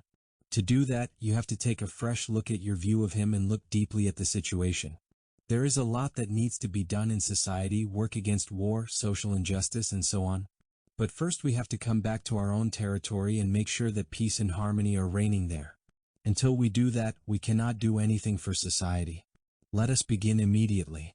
What I recommend for all of us is to come back to ourselves and take care of the little boy or the little girl who inhabits the depths of our wounded souls. Then we will be calmer, more understanding and loving, and the environment will begin to change. Other people will benefit from our presence, and we will be able to influence them in our society. 4. Healing our wounds and pain. Here is a practice poem that you can use in everyday life at any time, no matter where you are. In, out. Deep, slow. Calm, ease. Smile, release. You can recite this no matter what you are doing, while you are driving your car, while you are watering your garden, while you are cooking, or before falling asleep, as well as during walking or sitting meditation. In, out. This phrase comes to us directly from the Buddha. What it means is, breathing in, I know that I am breathing in. Breathing out, I know that I am breathing out. That's the whole thing. It's simple recognition of what is happening, an in-breath and then an out-breath. Mindfulness is first of all the ability to recognize what is happening in the present moment. It is simple recognition without judgment or criticism, without suppression or attachment. I breathe in and I am aware that the in-breath is here. I breathe out and I am aware that the out-breath is here. There is no criticism or struggle. There is no effort either to reject anything or grab onto it. Breathing in, breathing out. The breath is flowing in. The breath is flowing out. You could also say, in-breath, out-breath. Or even just, in-out. It's very simple, yet you can regard this practice as recognition of everything that is happening in the present moment. I'm breathing in, this is an in-breath. I'm breathing out, this is an out-breath. During this time all thoughts stop. The past, the future, your memories and plans, you drop everything. You are your in-breath, and as you become one with your in-breath, concentration occurs. This will give you a great deal of pleasure. Breathing in, I know that I am breathing in. Let me remind you again that this practice comes to us directly from the Buddha. You are free of any intention to judge, find fault, reject, or cling, and you maintain that freedom in relation to whatever is happening. When you get angry or depressed, it is the same. You simply recognize what is there, anger, depression, and so forth, without any sense of disapproval or rejection. If you recognize emotion as existing in the moment, you will not feel upset. There is no battle to win or lose. This is Buddhist meditation. When you drink whiskey, learn to drink it with mindfulness. Drinking whiskey, I know that it is whiskey I am drinking. This is the approach that I would recommend. I'm not telling you to absolutely stop drinking. I propose that you drink your whiskey mindfully, and I am sure that if you drink this way for a few weeks, you will stop drinking alcohol. Drinking your whiskey mindfully, you will recognize what is taking place in you, in your body, in your liver, in your relationships, in the world, and so on. When your mindfulness becomes strong, you will just stop. You do not have to struggle against a desire. There is no need for a battle within you. Mindfulness is something that embraces and includes things like desire, that recognizes them with great tenderness. Meditation is not about turning yourself into a battlefield where one side fights the other, because the basis of Buddhist meditation is non-duality. The habits of drinking alcohol or getting angry are also you, and therefore you must treat them with great tenderness and non-violence. The essential point is not to create conflict, a fight within yourself. So we begin with simple recognition. Then, when the energy of mindfulness is strong and you have concentration, you can practice looking deeply into the nature of whatever is arising, and from that comes insight. Insight liberates you from all negative tendencies. Breathing in, I know that I am breathing in. Breathing out, I know that I am breathing out. This is very, very simple, yet it can give you a lot of pleasure. You cultivate concentration, and with that concentration you touch life deeply. You are free at that moment. Let me say a few words about adding the words deep, slow, to this practice of breath awareness. Deep, in this case, does not mean we are trying to make our inhalation deeper. It simply means that after a few minutes of practicing breathing in, breathing out, you will notice that your breathing has become deeper and slower. As you breathe in, you notice that your in-breath has become longer. As you breathe out, you notice that your out-breath has become gentler. As a result, your practice becomes pleasurable, and this pleasure nourishes and transforms you. The practice should be enjoyable and pleasant. The elements called joy and pleasure, mudita and priti in Sanskrit, are a very important part of meditation. If you are suffering during meditation, your practice is not correct. Practice should be enjoyable and pleasant. It should be full of joy. So whether your practice is walking or sitting meditation, do it in such a way that joy and pleasure are possible. It is not supposed to be hard labor.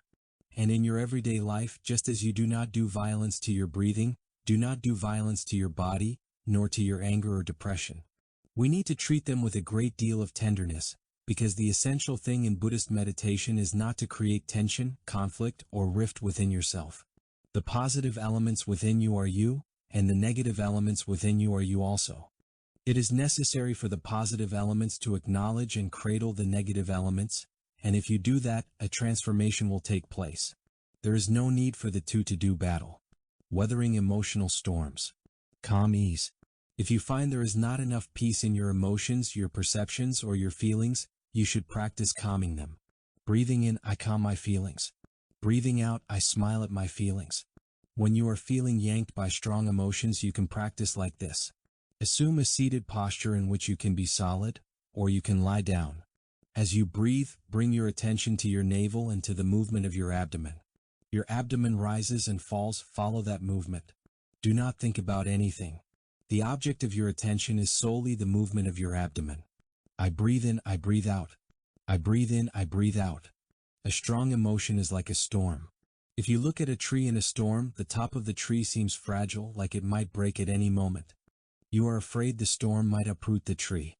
But if you turn your attention to the trunk of the tree, you realize that its roots are deeply anchored in the ground, and you see that the tree will be able to hold. You too are a tree. During a storm of emotion, you should not stay at the level of the head or the heart, which are like the top of the tree. You have to leave the heart, the eye of the storm, and come back to the trunk of the tree. Your trunk is 1 centimeter below your navel. Focus there, paying attention only to the movement of your abdomen, and continue to breathe. Then you will survive the storm of strong emotion. It is essential to understand that an emotion is merely something that arises, remains, and then goes away. The storm comes, it stays a while, and then it moves away. At the critical moment, remember that you are much more than your emotions. This is a simple thing that everybody knows, but you may need to be reminded of it. You are much more than your emotions. Many people have no idea how to face their emotions, and they suffer because of it. A lot of young people are like that, and they think the only way to put an end to their suffering is to kill themselves. Why do we have to die because of an emotion? We must practice this ourselves, and we must help young people to practice it. You should not wait for emotion to appear before you begin practicing. Otherwise you will be carried away by the storm. You should train now while the emotion is not there. So sit or lie down and practice mindfulness of the breath, using the movement of your abdomen as the object of your attention. I am positive that if you do this exercise for 20 days, 10 minutes per day, then you will know how to practice whenever a strong emotion comes up. After 10 or 20 minutes, the emotion will go away, and you will be saved from the storm. The practice of letting go. If there are things that are causing you to suffer, you have to know how to let go of them. Happiness can be attained by letting go, including letting go of your ideas about happiness. You imagine that certain conditions are necessary to your happiness, but deep looking will reveal to you that those notions are the very things standing in the way of happiness and are making you suffer. One day the Buddha was sitting in the forest with some monks. They had just finished their lunch and were about to begin a Dharma discussion when a farmer approached them. The farmer said, "Venerable monks, did you see my cows come by? I have a dozen cows and they all ran away. On top of that, I have 5 acres of sesame plants, and this year the insects ate them all up. I think I'm going to kill myself. I can't go on living like this." The Buddha felt strong compassion toward the farmer. He said, "My friend, I'm sorry we didn't see your cows come this way." When the farmer had gone, the Buddha turned to his monks and said, "My friends, do you know why you are happy? Because you have no cows to lose. I would like to say the same thing to you. My friends, if you have some cows, you have to identify them. You think they are essential to your happiness, but if you practice looking deeply, you will understand that it is these very cows that have brought about your unhappiness. The secret of happiness is being able to let go of your cows. You should call your cows by their true names. I assure you that when you have let your cows go, you will experience happiness, because the more freedom you have, the more happiness you have. The Buddha taught us that joy and pleasure are based on surrender, on letting go. I am letting go is a powerful practice. Are you able to let go of things? If not, your suffering will continue. You must have the courage to practice letting go. You must develop a new habit, the habit of realizing freedom. You must identify your cows. You must regard them as bonds of slavery. You must learn, as the Buddha and his monks did, to set your cows free. It is the energy of mindfulness that helps you to identify your cows and call them by their true names. Smile release. When you have an idea that is making you suffer, you should let go of it even, or perhaps especially, if it is an idea about your own happiness. Every person in every nation has an idea of happiness. In some countries, people think that a particular ideology must be followed to bring happiness to the country and its people. They want everybody to approve of their idea of happiness, and they believe that those who are not in favor of it should be imprisoned or put in concentration camps. It is possible to maintain such thinking for 50 or 60 years, and in that time to create enormous tragedy, just because of this idea of happiness. Perhaps you too are the prisoner of your own notion of happiness. There are thousands of paths that lead to happiness, but you have accepted only one.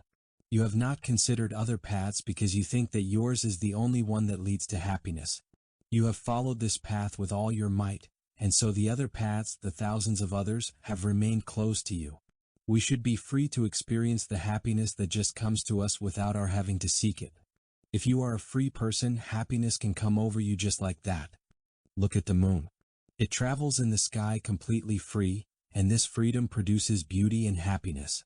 I am convinced that happiness is not possible unless it is based on freedom. If you are a free woman, if you are a free man, you will enjoy happiness.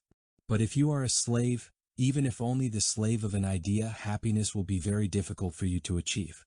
That is why you should cultivate freedom, including freedom from your own concepts and ideas. Let go of your ideas even if abandoning them is not easy. Conflict and suffering are often caused by a person not wanting to surrender his concepts and ideas of things. In the relationship between a father and a son, for example, or between partners, this happens all the time. It is important to train yourself to let go of your ideas about things. Freedom is cultivated by this practice of letting go. If you look deeply, you may find that you are holding on to a concept that is causing you to suffer a great deal. Are you intelligent enough? Are you free enough to give up this idea? I am becoming calm. I am letting go. Having let go, victory is mine. I smile. I am free. The Dharma that the Buddha presented is radical. It contains radical measures for healing, for transforming the present situation. People become monks and nuns because they understand that freedom is very precious. The Buddha did not need a bank account or a house. In the time of the Buddha, the possessions of a monk or a nun were limited to the robes they wore and a bowl in which to collect alms. Freedom is very important. You should not sacrifice it for anything because without freedom, there is no happiness. How to experience the miracle of life. Joy and happiness are born of concentration. When you are having a cup of tea, the value of that experience depends on your concentration. You have to drink the tea with 100% of your being. The true pleasure is experienced in the concentration. When you walk and you are 100% concentrated, the joy you get from the steps you are taking is much greater than the joy you would get without concentration. You have to invest 100% of your body and mind in the act of walking. Then you will experience that being alive and taking steps on this planet are miraculous things. The Zen master Linji, also known as Rinzai, said, "The miracle is walking on the earth, not walking on water or fire. The real miracle is walking on this earth." Why should you not perform a miracle just by walking? A step taken with mindfulness can lead you to the kingdom of God. This is possible. You can do it today. Life is too precious for us to lose ourselves in our ideas and concepts, in our anger and our despair. We must wake up to the marvelous reality of life. We must begin to live fully and truly every moment of our daily lives. When you are holding a cup of tea in your hand, do it while being 100% there. You know how to do this. One deep in-breath, one gentle out-breath, and the body and mind come together. You are truly there, absolutely alive, fully present. This only takes 10 or 15 seconds, and suddenly the tea reveals itself to you in all its splendor and wonder.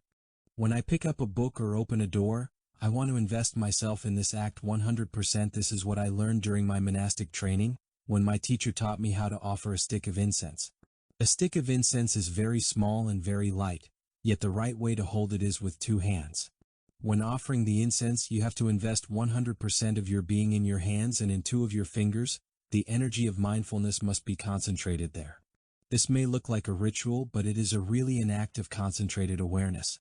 I put my left hand on my right hand, and during this time I concentrate 100%. The incense is an offering to the Buddha, but does the Buddha really need incense? This is actually an offering of peace, of joy, and of concentration.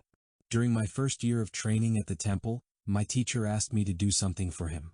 I loved him so much that I became quite excited and I rushed out to do it. I was in such a hurry that I did not leave the room as I should have. I did not close the door properly with 100% of my being. He called me back. "Novice," he said, "come here." I knew right away that something was wrong. He said only, "My son, you can do better." He did not have to teach me this a second time. The next time I did walking meditation to the door, I opened the door mindfully, and I closed the door behind me perfectly. Since that day, I have known how to close a door behind me. It must always be done with mindfulness, not for the sake of the Buddha, not for the teacher, but for myself. This is the way you create peace. This is the way you bring about freedom. You do it for your own happiness, and when you are happy, the people you relate with benefit from your presence and are happy too. A happy person is an important thing because their happiness spreads all around them. You can be a happy person too and become a refuge for all the beings around you. Concentration is the practice of happiness. There is no happiness without concentration. When you eat an orange, try to practice concentration. Eat it in such a way that pleasure, joy, and happiness are possible the whole time. You could call this orange meditation. You take an orange in the palm of your hand. You look at it and breathe in such a way that it reveals itself as the miracle it is. An orange is nothing less than a miracle. It is just like you are also a miracle of life. You are a manifest miracle. If I am 100% there, the orange reveals itself to me 100%. As I concentrate on the orange, I get deep insight from it. I can see the sun and the rain that are in it. I can see the flowers of the orange tree. I can see the little sapling sprouting and then the fruit growing. Then I begin mindfully to peel the fruit. Its presence, its color, its texture, its smell and taste, is a real miracle, and the happiness that comes to me from getting deeply in touch with it can become very, very great. A single orange is enough to give you a great deal of happiness when you are truly there, entirely alive, fully present, getting deeply in touch with one of the miracles of life that surrounds you. Little by little you must train yourself for life, for happiness. You probably received a college degree that you spent years working for, and you thought that happiness would be possible after you got it. But that was not true, because after getting the degree and finding a job, you continued to suffer. You have to realize that happiness is not something you find at the end of the road. You have to understand that it is here, now. Mindfulness practice is not an evasion or an escape. It means entering vigorously into life, with the strength generated by the energy of mindfulness. Without this freedom and concentration, there is no happiness. Engaged Buddhism means engagement not only in social action but in daily life. The object of this practice is joy in everyday life, which is freedom. We should use our time with a great deal of intelligence, because time is not only money, it is much more precious than that. It is life. A day is 24 hours long. Do you know how to manage it? You are intelligent and have lots of different talents, but do you know how to manage your days? You must invest yourself 100% in organizing the days that are given to you to live. You can do it. With mindfulness practice, transforming your pain will become much easier. Joy and happiness will help you regain your balance and heal your pain. You know that good blood circulation is necessary for the well-being of your body. The same is true for your psyche. You must live and practice in such a way that your consciousness benefits from good circulation. Bad circulation of psychological elements creates problems. Blocks of suffering, fear, jealousy, and distress are stuck in the depths of your consciousness. They cannot circulate and they make you feel fear. That's why you have closed the door to your store consciousness, because you do not want these things to come to the surface. You are afraid of the pain in you, and so whenever there is a gap in your day, you fill it up with books or television so these blocks of suffering do not come up to the surface. That is what most of us do. It's a policy of embargo. You do your best to forget what is inside you, and consume whatever is available to help you do that. In this way you create bad psychological circulation, and mental problems will soon appear. While you are sleeping, accumulations of suffering will reveal themselves to you in your dreams. They cry out for help, but you continue to practice suppression and repression. Depression, fear, and confusion may also manifest in the realm of the soma, in the body. You will have headaches and all kinds of other aches and pains, but your doctor will not be able to identify the source of the pain because it is psychological in nature. Buddhism teaches that the body and mind are two aspects of the same thing. There is no duality between the physical and the mental aspects. There is a Sanskrit expression, namarupa. Nama is our mental aspect and rupa means form. We cannot make a distinction between the physical and the mental. Your hand is not just a physical formation. It is a mental formation at the same time. The cells of your body are not only physical, they are also mental. They are both at the same time. Buddhism has found that reality sometimes manifests as psyche and sometimes as soma. Psychosomatic is the Western term. Namarupa is the equivalent in Sanskrit. We should train ourselves to see physical things as not solely physical. In fact, physical and mental are no more than expressions. The Humanist Manifesto, which was written in 1933, says that the mind-body duality should be rejected, including the idea of a soul that survives after death, because it also represents a duality. What do Buddhists say about this? Buddhism agrees that the mind-body duality should be rejected, but it does not say that the disintegration of the body represents a total negation. Buddhism helps us to see that neither the concept of permanence nor the concept of annihilation are applicable to reality, beyond birth and death. If we look deeply into the nature of reality, we will see that nothing is created or lost. As the Buddhist text called the Prajnaparamita says, there is neither birth nor death. Birth is a concept, death is too, and neither of these concepts is applicable to reality. We must make the effort to look into this truth deeply to confirm it for ourselves. In our minds, we think that birth means we start from nothing and become something, that from nobody we become somebody. That is our definition of birth. From nothing comes existence, from nothing comes being. But that is absurd because it is impossible for anything to come from nothing. This piece of paper I am holding in my hand is something that exists right now. Can we establish a time and place of birth for this paper? That is very difficult to establish, impossible actually, because before it manifested as a piece of paper, it was already here in the form of a tree, of the sun, of a cloud. Without the sun, without the rain, the trees would not have lived and there would have been no piece of paper. When I touch this piece of paper, I touch the sun. When I touch this piece of paper, I also touch the clouds. There is a cloud floating in this piece of paper. You do not have to be a poet to see it. If I were able to separate the cloud from the piece of paper, the paper would not exist anymore. The true nature of this piece of paper is interbeing. Before taking the form of paper, it already existed in the form of sun, cloud, rain, and trees. In the same way, a human is not born from nothing. Birth is only a moment of continuation. It is a concept, not a reality. And if there is no birth, there is no death either. The tradition of Zen Buddhism invites us to look deeply at reality with the help of koans such as, what was your face before the birth of your grandmother? Where were you at that moment? You are invited to discover that. You embark on a journey in which you look deeply and see yourself back before your birth, even before the birth of your grandmother. You did not come from nothing. That is impossible, just as it is impossible that the piece of paper came from nothing. It manifests in the present moment as a piece of paper, but in the past it manifested in other forms. You are asked to seek and discover your own face, your original face before the birth of your grandmother. This is a wonderful practice. If you follow this quest, you will have the opportunity to touch the nature of no birth and of no death, and fear will disappear. This is the language of Zen.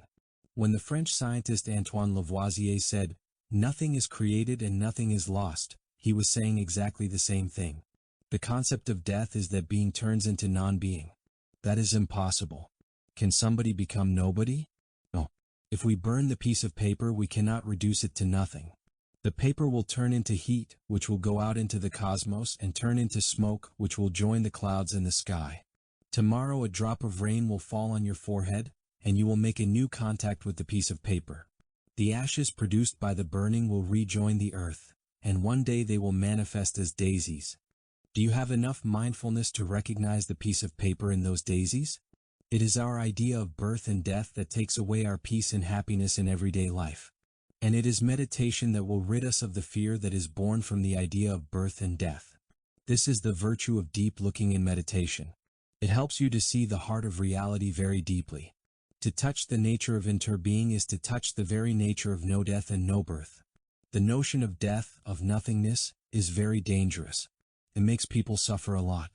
In Buddhist teaching, nothingness is only a concept, and it is never applicable to reality.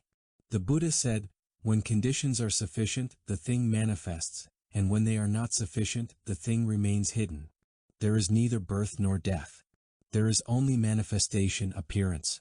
Concepts like birth and death, being and non-being, are not applicable to reality. The wave on the water is free from birth and death. It is free from being and non-being. The wave is the wave. The word suchness describes reality as it is. Concepts and ideas are incapable of expressing reality as it is. Nirvana, the ultimate reality, cannot be described because it is free of all concepts and ideas. Nirvana is the extinction of all concepts. It is total freedom. Most of our suffering arises from our ideas and concepts. If you are able to free yourself from these concepts, anxiety and fear will disappear. Nirvana, the ultimate reality or God, is of the nature of no birth and no death. It is total freedom. We need to touch this reality to leave behind the fear connected with the idea of birth and death. We are afraid of non-being. I am somebody, I am something, we feel. Today I am, and I am afraid that one day I will no longer be. But it is impossible for being to become non-being. The Buddha said it in absolutely simple terms, this is because that is. This refers to the manifestation of phenomena on the basis of the law of interdependent origination. When conditions are sufficient, there is a manifestation. You could call that being, but that would be inaccurate. In the same way, you could call the situation before manifestation arises non-being, but that is equally incorrect. The situation is simply one of manifestation or non-manifestation. Think for a moment about the space around you. It is filled with signals broadcast by radio and television stations. If you turn on a radio or a TV set, they will manifest in the form of images and sounds. Just because something is not visibly manifest, you cannot say that it is non-existent, just so much nothing. In April at Plum Village, you do not see sunflowers. The hills are not covered with their blossoms, but you cannot say that there are no sunflowers. The sunflowers are hidden in the earth. They are just lacking one of the conditions for their manifestation, sunshine. It is false to say that the sunflowers do not exist. So what is death? It is simply the cessation of manifestation, followed by other forms of manifestation. In wintertime, we do not see dragonflies or butterflies, so we think that everything is dead. But suddenly spring comes, and the dragonflies and butterflies manifest again. That which is currently not perceivable is not non-existent. But we cannot say that it is existent either. Existence and non-existence are just concepts. There is only manifestation and non-manifestation, which depend on our perception. If you have perception that is deep enough, a deep insight into life, then you are free from all these concepts such as being and non-being, birth and death. This is the highest level of the Buddha's teaching. You are looking for relief for your pain, but the greatest relief that you can ever obtain comes from touching the nature of no birth and no death. In Buddhism, we go beyond the concepts of creation and destruction, of birth and death. We also go beyond the concepts of self and non-self. We have seen, for example, that a flower cannot be by itself alone. The flower cannot be. It can only interbe.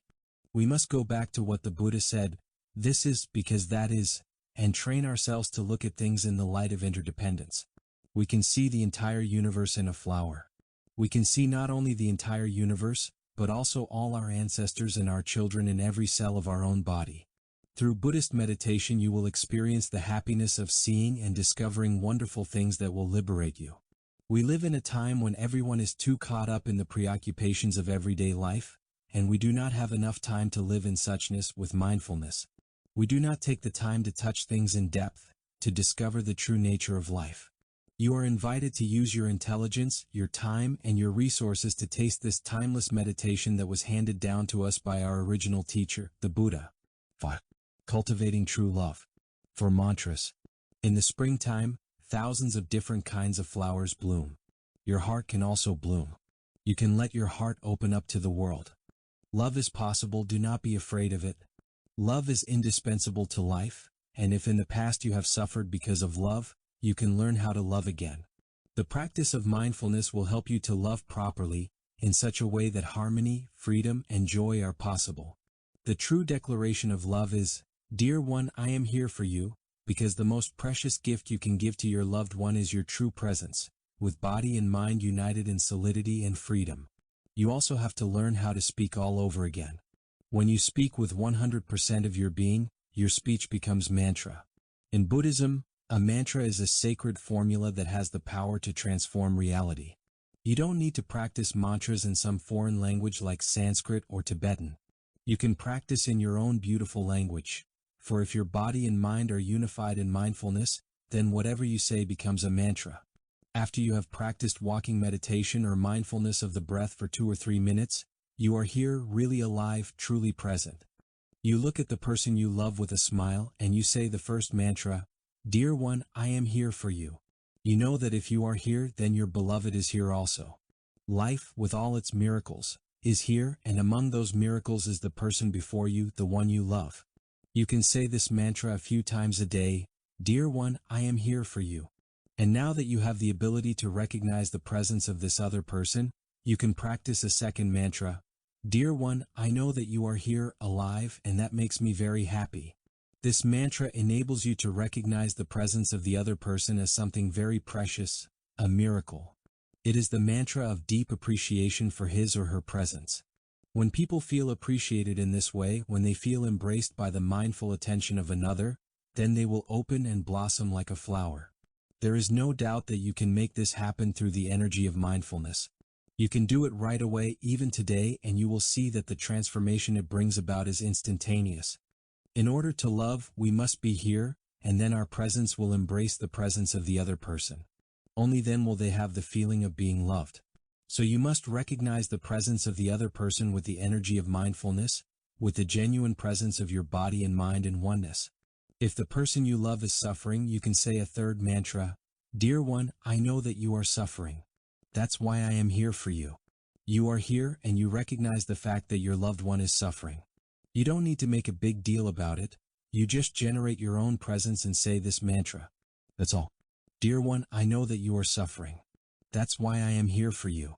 This is the essence of love, to be there for the one you love when she is suffering.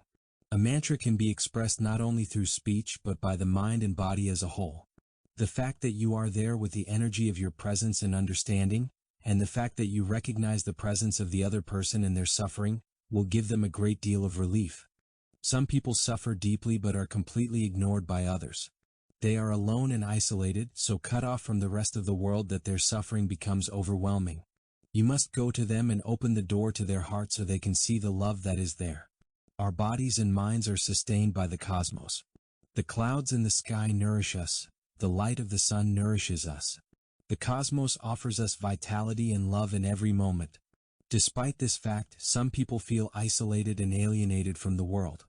As a bodhisattva, you can approach such a person, and with the miracle of the mantra you can open the door of his or her heart to the world and to the love that is always happening.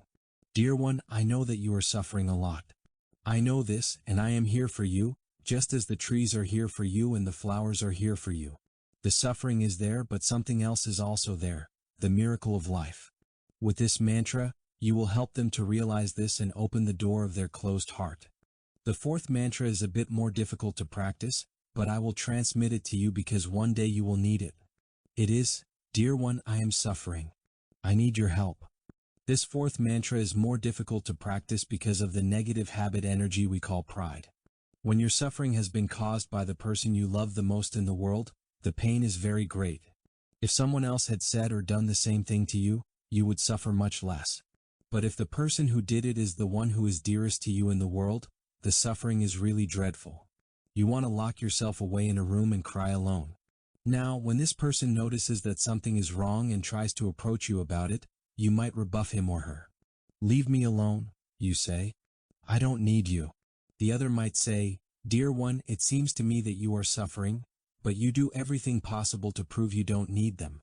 This is exactly the opposite of what you should do. You should practice mindfulness of the breath with your body and mind in union, and with this total presence, go to the other person and say the mantra, "Dear one, I am suffering.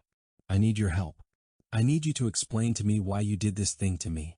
If you are a real practitioner, please use this fourth mantra when you are in such a situation. You must not let pride come between you and your loved one. Many people suffer because of this obstacle called pride.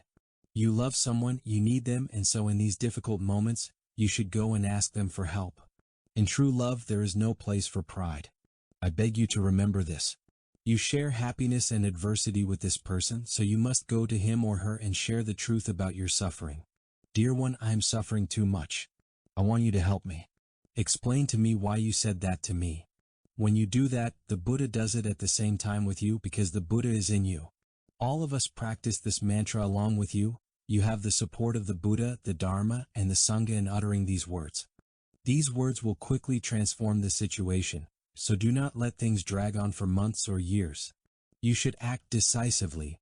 The magic formulas have been transmitted to you for this purpose. Inscribe these 4 mantras in your heart and use them.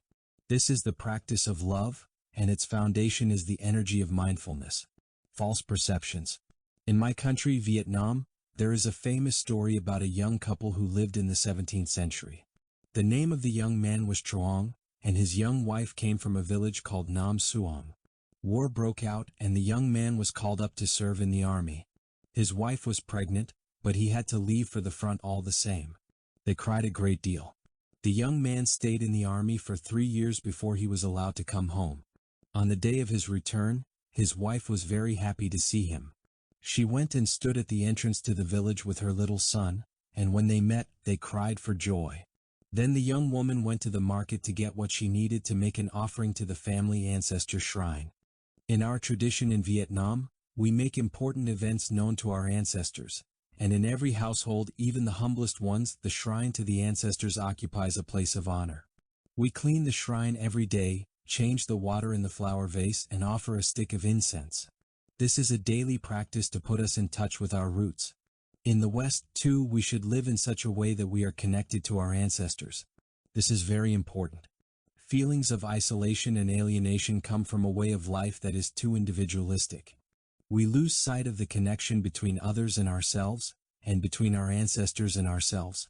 That is why we must practice to keep in touch with those connections. While the young woman in our story was at the market, the father tried to persuade his little boy to call him Daddy. But the child refused, saying, "No, you are not my daddy. My daddy is another man who comes every evening. My mommy talks to him for a long time and she cries with him. Every time my mommy sits down, he sits down also. And every time she lies down, he lies down too." All of Truong's happiness evaporated on the spot. He became like a block of ice. Perhaps your loved one sometimes becomes like a block of ice too. When the wife came back from the market, she sensed that something had happened. Her husband did not look at her or talk to her, so she prepared the offering silently in the kitchen. When she had finished, the husband placed the offering on the shrine, unrolled a mat, lit some incense, and touched the earth in front of his ancestors in order to announce to them his return. Then he rolled the mat back up without allowing his wife her turn to touch the earth. He thought she was unworthy to present herself at the shrine because she had cheated on him. Instead of staying at home with his family to celebrate their reunion, he went to a bar and spent the whole day there trying to drown his sorrows. That is something many of us do. Because we do not know how to deal with our suffering, we resort to the use of drugs and alcohol. For 3 days in a row, the young man did not come home until late at night. His suffering was too great. He never said a word to his wife or looked at her, and her suffering was also very great. By the 4th day, the pain was too much for her, and she threw herself into the river and drowned. The young man, on hearing the news, went back to his house. That night he stayed with the child, and when it was dark he lit the gas lamp. Suddenly the little boy began to shout, There is my father," and he pointed to Truong's shadow on the wall. "Every night my daddy comes and mommy talks to him for hours and hours and she cries a lot. Every time my mommy sits down, he sits down too." The truth was suddenly all too clear. The man who had come every evening was actually the mother's shadow. The truth was that the young woman had waited faithfully for her husband. But one day the little boy came home and said, "Mommy, every other boy and girl has a father. Where is my father?" So she pointed to her shadow on the wall and said, "That's your father. You can say, 'Good morning, Daddy,' and 'Good night, Daddy' to him." And she had talked to the shadow to convince the boy. Now the truth was out, but it was too late. Wrong perceptions. All of us are only human, and we have wrong perceptions every day. Our spouse or partner is also subject to wrong perceptions, so we must help each other to see more clearly and more deeply. We should not trust our perceptions too much. That is something the Buddha taught. Are you sure of your perceptions? He asked us. I urge you to write this phrase down on a card and put it up on the wall of your room. Are you sure of your perceptions? There is a river of perceptions in you. You should sit down on the bank of this river and contemplate your perceptions. Most of our perceptions, the Buddha said, are false. Are you sure of your perceptions? This question is addressed to you. It is a bell of mindfulness. You have made mistakes. The other person has also made mistakes, and you need each other to let go of your false perceptions. Suffering and pain are born from wrong perceptions. Some people carry wrong perceptions with them to their deaths, and that causes a lot of suffering and misfortune. When the people of the village heard about the mother's suicide, they organized her funeral and built a temple to her, which is still standing on the bank of the river where she died. It is called the Temple of the Nam Suang Lady. Everybody in Vietnam knows her story, but I do not know how many have learned the lesson of this tragedy. If that couple had been familiar with the fourth mantra, they could have avoided it. The young husband could simply have said to his wife, I am suffering deeply and I need you to help me. I need you to tell me who that person was who used to come here every evening, with whom you had long talks, and who sat down every time you sat down. It would have been a very simple thing, quickly done. And yet he behaved otherwise. In the Eightfold Path of Right Practice that was presented by the Buddha, we find both right action and right speech. Saying this mantra is both right action and right speech. If the husband had said the mantra, his wife would have had a chance to express herself, and they would have avoided the tragedy. The young woman also should have come to him and said the mantra, My good husband, I am suffering deeply, and I need you to help me. Why, since I came home from the market, have you not spoken to me or looked at me? It only would have taken half a minute to perform the right action, and the tragedy would have been avoided. My friends, I wish with all my heart that you do not make the same mistake. The next time you are suffering, if this suffering was caused by the person you love most in the world, have recourse to right action and say the fourth mantra, Dear one, I am suffering deeply. I need you to help me to get out of this suffering. I need you to explain this to me. This is the language of true love. 6. The essence of the Buddhist teaching. There are 3 marks that prove whether something is an authentic Buddhist teaching. If you are not sure that a teaching you have received is authentic, you should refer to these marks. They are called the 3 Dharma seals. 1. Impermanence. First of all, every authentic Dharma teaching bears the mark of impermanence. Any teaching that does not convey the truth of impermanence is not authentically Buddhist. When you look at the nature of things with concentration, you discover that they are all impermanent. Everything is constantly changing. Nothing has a permanent identity. This impermanence is not a negative thing. If things were not impermanent, growth would be impossible and manifestation would be impossible. If things were not impermanent, you could not have children and your children would never grow up. When you sow corn seeds, they would never be able to grow. They would remain corn seeds forever. Impermanence is the very heart of life. It makes life possible. Reject impermanence and you reject life. You should not complain about impermanence. Instead, you should shout, Long live impermanence. It is because of impermanence that everything is possible. Our hope lies in impermanence. Take the example of a dictatorship. How would it be if that were permanent? Impermanence is what puts an end to dictatorship. It's what puts an end to hatred and suffering as well. We need impermanence to transform them. So do not be afraid of impermanence. We must train ourselves to see things as they are. Take a river. There is no permanent identity in a river. We call it the Mississippi, the Rhine, or the Seine, and we think it is a single permanent entity. But everybody knows you cannot step into the same river twice. A river is in a constant process of transformation, and so are we. We are made of elements called form, feelings, perceptions, mental formations, and consciousness. These things are aspects of manifestation, and you should look deeply into their nature. A feeling or a perception is very real, but you cannot find anything permanent in it. You cannot detect a permanent presence in anything whatsoever. You will never find anywhere a self or a soul that lasts. In popular Buddhism, mention is sometimes made of a soul that outlasts physical death and lives another life. But that is not really what the Buddha taught. Does the soul exist according to Buddhism? If you believe that the soul consists of feelings, perceptions, mental formations, and consciousness, then yes, it exists, but impermanently. All these things are impermanent, just like the body. The continuation of life after death is possible, yet nothing is permanent. There is only continuation, only manifestation, because birth and death are just ideas. Being and non-being are just concepts. Reality is free from all these ideas and concepts.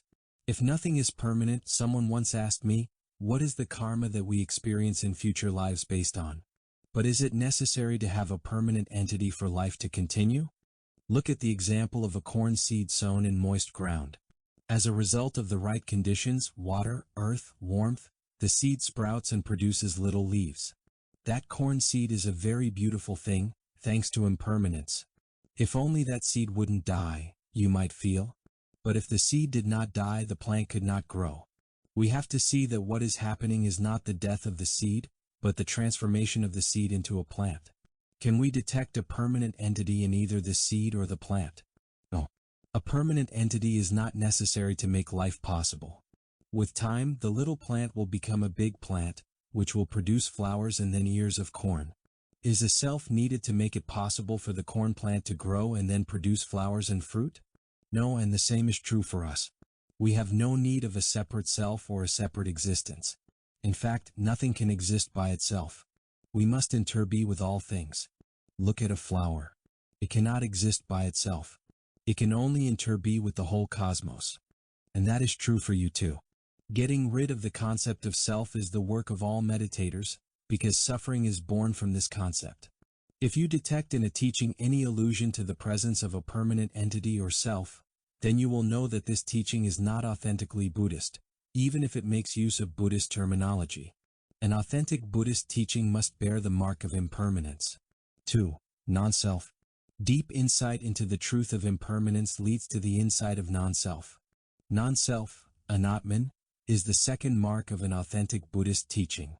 Non-self is something miraculous. When we look deeply at a flower, we see all the non-flower elements there, such as earth, sun, minerals, the gardener, and so on. If we look deeply enough, we will see that the whole cosmos has come together to manifest as this miracle. The flower is full of all the elements of the cosmos: time, space, the sun, rain, even your consciousness, everything. But the flower is empty of one thing. It is full of all things, but it is empty of one thing, a separate existence. It is empty of any separate entity called self. We are like the flower. Every one of us is a miraculous flower in the garden of humanity. If you look deeply into yourself, you will see that you possess everything. As the poet Walt Whitman said, "I am large, I contain multitudes." The one contains all, that is the insight of Buddhism. If you practice deep looking, you will discover this truth, the mystery of interbeing. The one contains all. What you are looking for is already in you. You might have an inferiority complex and think that all you have in you is suffering. That is not true. You must get beyond the thought, I am nothing. I am made up only of suffering. I should go look for a teacher who can save me. You must definitely get beyond this thought. You already are everything you are seeking. Do not try to become something else. The flower does not try to become the sun.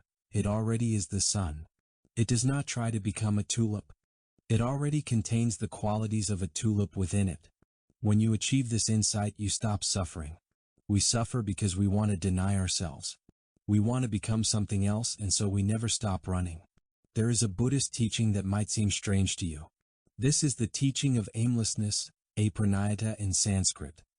Aimlessness is a form of concentration, one of 3 practices of deep looking recommended by the Buddha. The other 2 are concentration on the absence of distinguishing signs, alakshana, and concentration on emptiness, sunyata. So emptiness, signlessness, and aimlessness, sunyata, alakshana, and apranayata, are known as the 3 concentrations, the 3 meditations. They are the basis of Buddhist meditation, and all Buddhist schools transmit this teaching on the 3 concentrations, the 3 Dharma seals. Aimlessness means not setting an object or goal in front of you and running after it.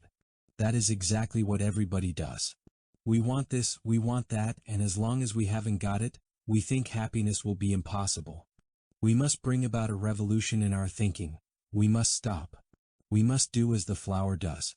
The flower is aware of the fact that it contains everything within it, the whole cosmos, and it does not try to become something else. The wave is already water. Does the wave have to go looking for water? No. It is the same for you. You have God within you, so you do not have to look for God. André Gide said something like the following: happiness is God, and God is accessible 24 hours a day. Water is accessible to the wave 24 hours a day. Peace, solidity, and the light of God inhabit you and are accessible at any time. And yet you keep running. Year after year, lifetime after lifetime, you keep looking. You must come back to yourself to touch the ground of your being, the ultimate dimension of reality, nirvana. Nirvana has the nature of no birth and no death, and so there is no need at all for you to be afraid. Have you ever played with a kaleidoscope? Just a small movement is enough to make something miraculous appear. A tableau of colors and forms is presented to you, a manifestation. You keep this view for a few seconds, then you turn the kaleidoscope and another manifestation appears.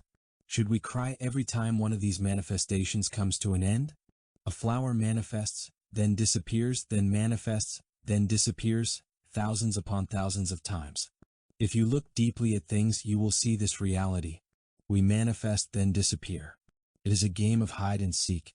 The person you have lost is still here. If you have the Buddha eye, you will see him. He is in the dimension known as the ultimate. He is smiling at you, and you should return his smile. Birth and death are only ideas, and reality is free from all concepts. Ideas have caused you to suffer, so be suspicious of your ideas. You are a manifestation. You are impermanent. Yet you are full of all the elements of the cosmos. You are a miracle. You are already what you are seeking to become. When you have this insight, you can stop. Stopping is peace. Stopping is happiness. Buddhist meditation consists of stopping and looking deeply, samatha and vipassana. Deep looking helps you to stop, and stopping helps you to look deeply. Those two help each other. In order to look, you have to stop, and when you are looking deeply, you are stopping.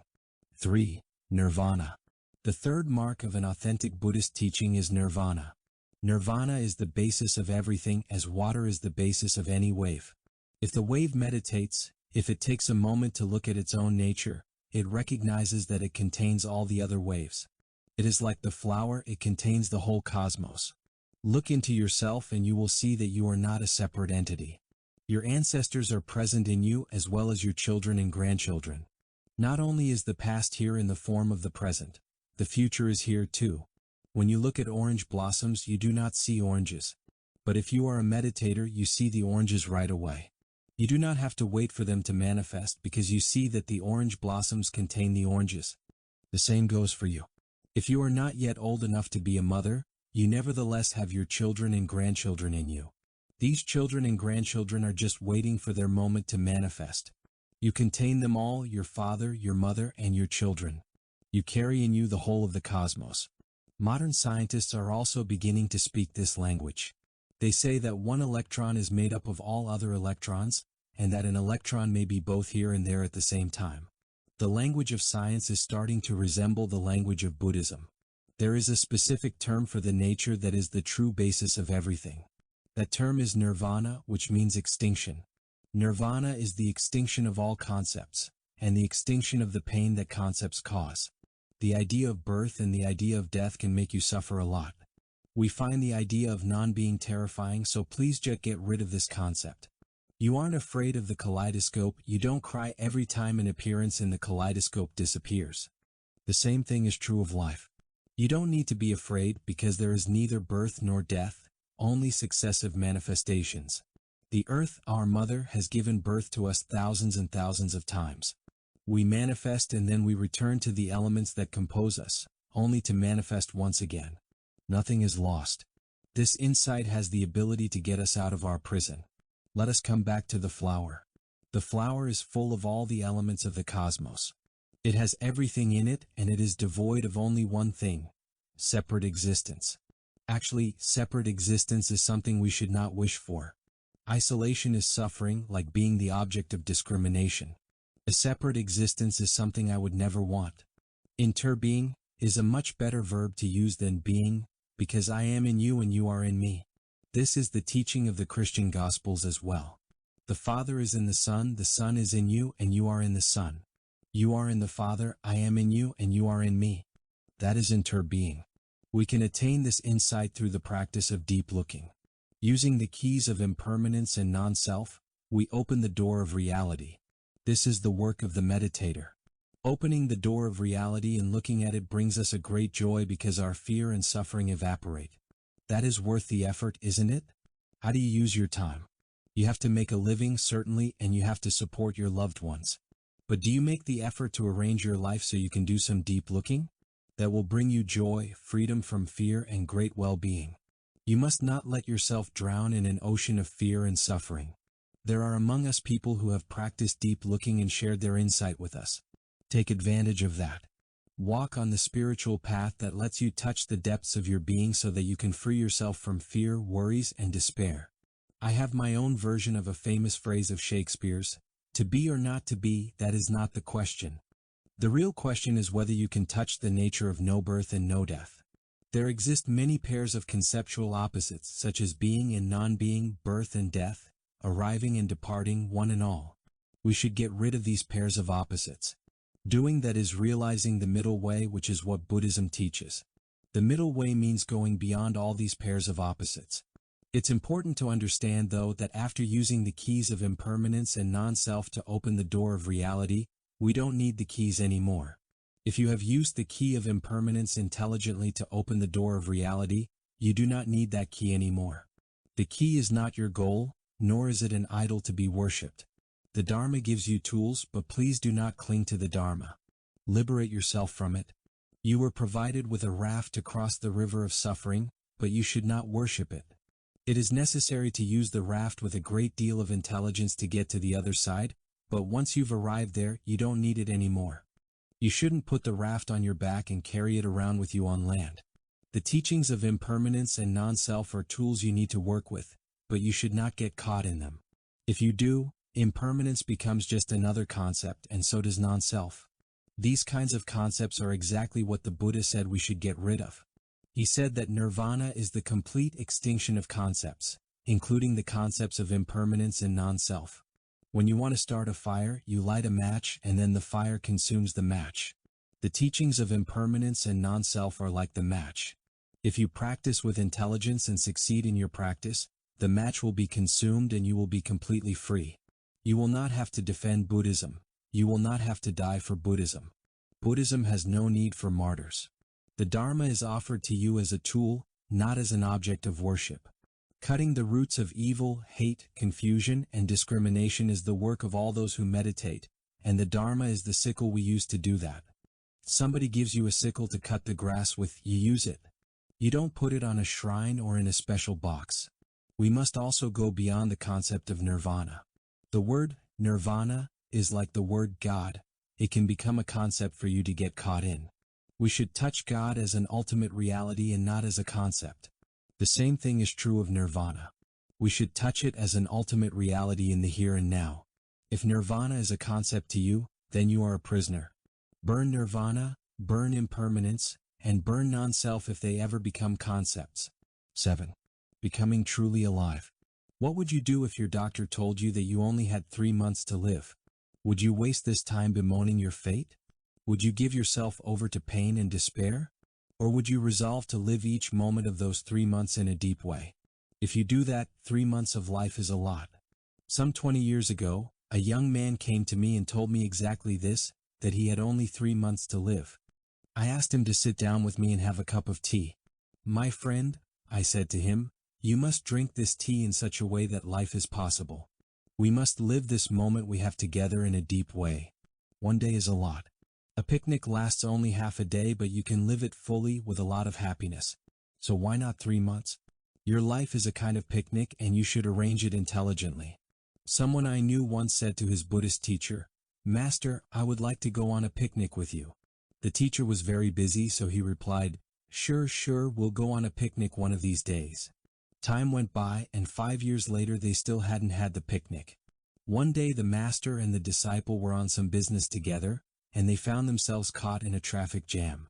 There were so many people in the street that the master asked the disciple, "What are all these people doing?" The disciple saw that it was a funeral procession. He turned to the master and said, "They're having a picnic. Don't wait to start living. Live now. Your life should be real in this very moment. If you live like that, 3 months is a lot. You can live every moment of every day deeply, in touch with the wonders of life. Then you will learn to live and, at the same time, learn to die. A person who does not know how to die does not know how to live, and vice versa. You should learn to die immediately. This is a practice. Are you ready to die now? Are you ready to arrange your schedule in such a way that you could die in peace tonight?